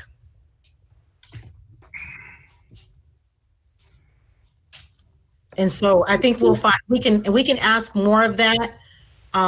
We'll have that for one of the questions when we go into close. Is that okay? Okay, sure. But I'm wondering if there's a school site, like what Ms. Medina said, that's not occupied. Yeah. And that may be. And I asked that question earlier about the same. Okay, thank you. Okay, thanks. Okay, all right. We're going to go ahead and move forward to 11.3, proposed contract amendment for deputy superintendent. Can we get Mr. Tillman back? Yes, I'm going to text him right now.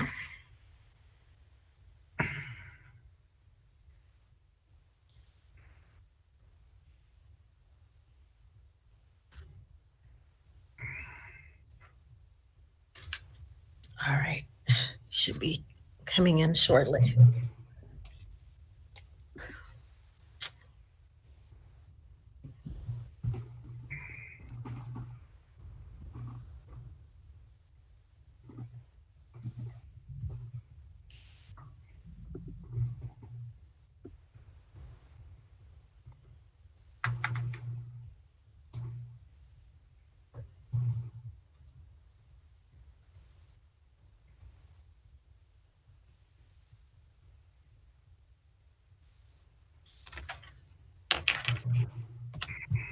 All right, one more time.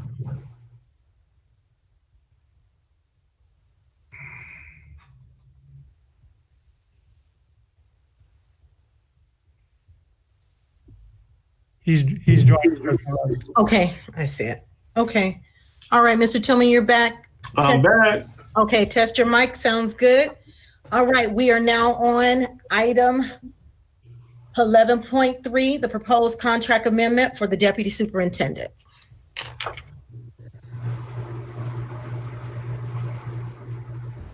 All right, board.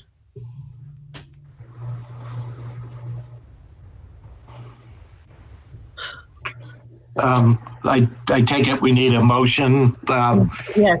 to consider this, so I'll make a motion to approve. I second it. Okay, a motion and second. All right, now discussion. Is there any discussion at this time? So explain, Gwen, what we're actually doing.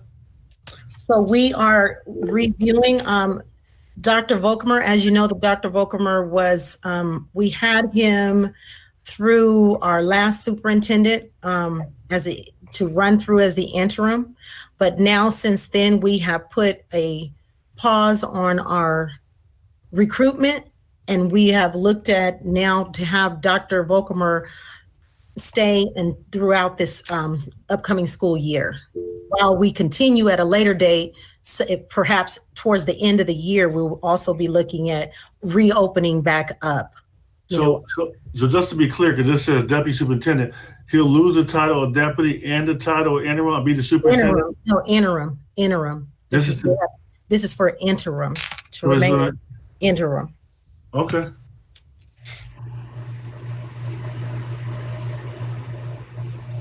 Are there any other discussion on it? Yes. Madam President, I'd like to make a statement. I'd like to thank Dr. Volkmer for stepping up to the plate. We know that you wanted to retire, but we are very thankful because of your dedication to our district and our staff and so forth. And, basically they trust you, they know you, we know you. And these are, very rugged times, and just want to express, our heartfelt gratitude to you. And we will be here to support you. Thank you. Dr. Hill?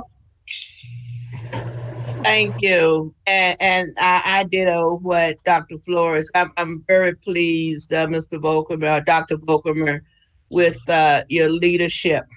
I guess my little confusion this was based on the current superintendent's contract. Is that what you are getting right now, or would it be some of the conditions that, because there are other parts of the contract? Will we continue what we're doing now, or we're looking at all the additions in the contract? That's correct, Dr. Hill. Currently, the arrangement we have is just the superintendent's salary. This would include some of the other caveats within the contract. Okay, would it include all of them? As is written, yes.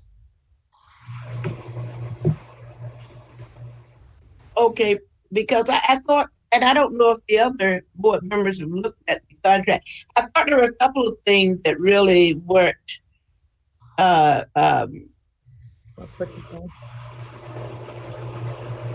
well, again, I appreciate all the work you're doing, and I certainly want to see you here. As far as the salary is concerned, especially going through this, you probably need the salary doubles. But there are just a couple of other things in there that I had a concern with.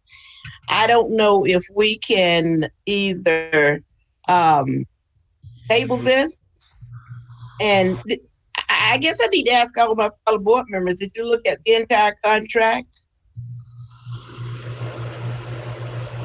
Madam President, may I speak? This is Dr. Flores. Yes, go ahead. We could move to discuss this issue in closed session and then vote on it when we come back out. Can we do that? That would just be wonderful, because it has absolutely nothing to do with Dr. Volkmer's performance. He's done a tremendous job, and it has nothing to do with his salary either. So, but there are some things that if we could just table this and then report out after closed session. Not just report out, Not just report out, Dr. Hill. We would vote on it after we Okay, discuss. and vote on it, yes. Okay. Yeah. And if Yeah. that is, if I have the consensus to do that, because I know that there were some questions, or at least I thought there were, but if that's we can fine. do that and then we can get some clarity on those questions in closed session, that would be great. Okay, thank you. Oh, okay. Yeah. And that's primarily with me. I need some clarity on some of it. And it's not just Dr. Hill. I thought, honestly, I thought we were going to have the discussion beforehand. I think yeah, so I was under a different impression as well. Just to look at the contract and have a conversation on the contract and then move from there. But I don't know yet, since you're saying that we would still be voting after the fact when we come back from closed session.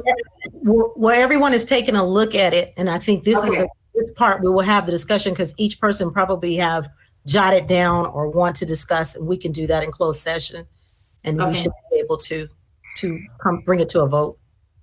Okay. All right. Well, perfect. We'll move to 12.1, review a board request, and I believe that will be Dr. Menares.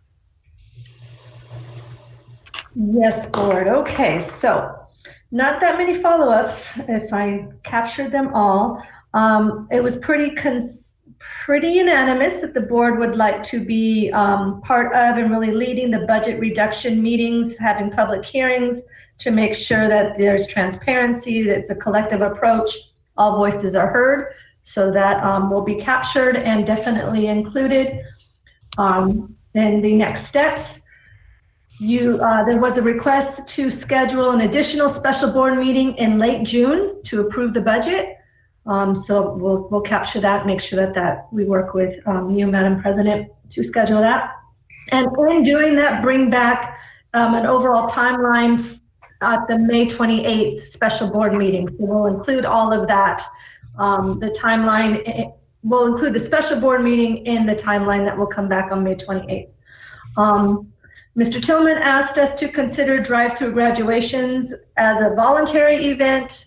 Also giving thought to it doesn't have to happen by June 4th. And then Mr. Tillman also asked us to investigate if a person comes to work and becomes ill or passes away due to COVID, what is the liability on the district? We will look into that. Ms. Rogers, you asked, and this I believe came from the coffee with you and Dr. Hill, will there be distance learning and a summer program for our adult school for Sierra and for San Andreas? Did I capture that correctly? Mm-hmm. Okay. And then the last one, you would also, that came from the coffee with you and Dr. Hill and the community, is to provide additional clarity on grading and the hold harmless policy associated with grading. Correct. And that is all I have. Board, did everyone's comments get captured? Okay. I don't see any. Yes. Okay, thank you. All right, thank you, Dr. Menares. You're welcome. All right, so we are going to adjourn to closed session, and then we will be reporting out. Correct? So if everyone would. We'll be reporting out and voting, Madam President. And voting, yes, voting and reporting out our vote. All right, thank you to the public. We are now going to go back into a second closed session, and we'll see you after. All right, are we ready to go? Item 11.3, proposed contract amendment for deputy superintendent. Be it resolved that the Board of Education appoints Harold J. Volkemer, deputy superintendent, as interim superintendent effective May 1st, 2020 through June 30th, 2021, based on the current contract amendments. And item 10, fringe benefits, deletion of item number C, E, I, and J. So moved. Second. Yay. It's been moved and properly second. We will now, we will now call for the vote. Okay, Dr. Wyatt. Aye. Mr. Tillman. Aye. Dr. Flores. Aye. Dr. Hill. Aye. Ms. Rosales Medina. Aye. Mike Gallo. Aye. Gwen Rogers, aye. Motion carried. Congratulations, Dr. Volkerman. Dr. Volkermer is late. We definitely, again, as we echoed going out, we do appreciate everything that you've done. We know that it is just some different times right now, but we appreciate your leadership and your guidance and everything that has been taking place. And we're looking forward for the next school year as we make all of the social distancing and all of the adjustments that we're going to be making. We appreciate you. All right. To adjourn. All right. All right. I think you should give Dr. Volkermer the opportunity to say a few words if he would like. Yes. Sure. Right. Well, Remove you the all motion. adjourned before he could open We Dr. haven't voted. We didn't vote yet. Thank you. So is he going to say So words? I'll make it very quick. There you are. Good morning, everyone. Good morning. Thank Good you morning. for your confidence in me, but I really have to pass that confidence right along to our team.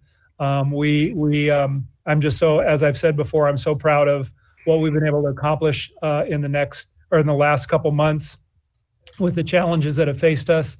I'm very appreciative of your guidance and your support, both personally and professionally. It means a lot to me.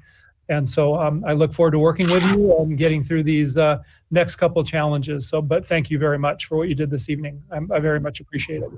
Thank you. And I believe there's a motion. It's been moved and properly seconded, and meeting is adjourned at 12:17. Our next board meeting will be Tuesday. No, our special board meeting. Wait, we will have a special board 28th. meeting on May the 28th. 8.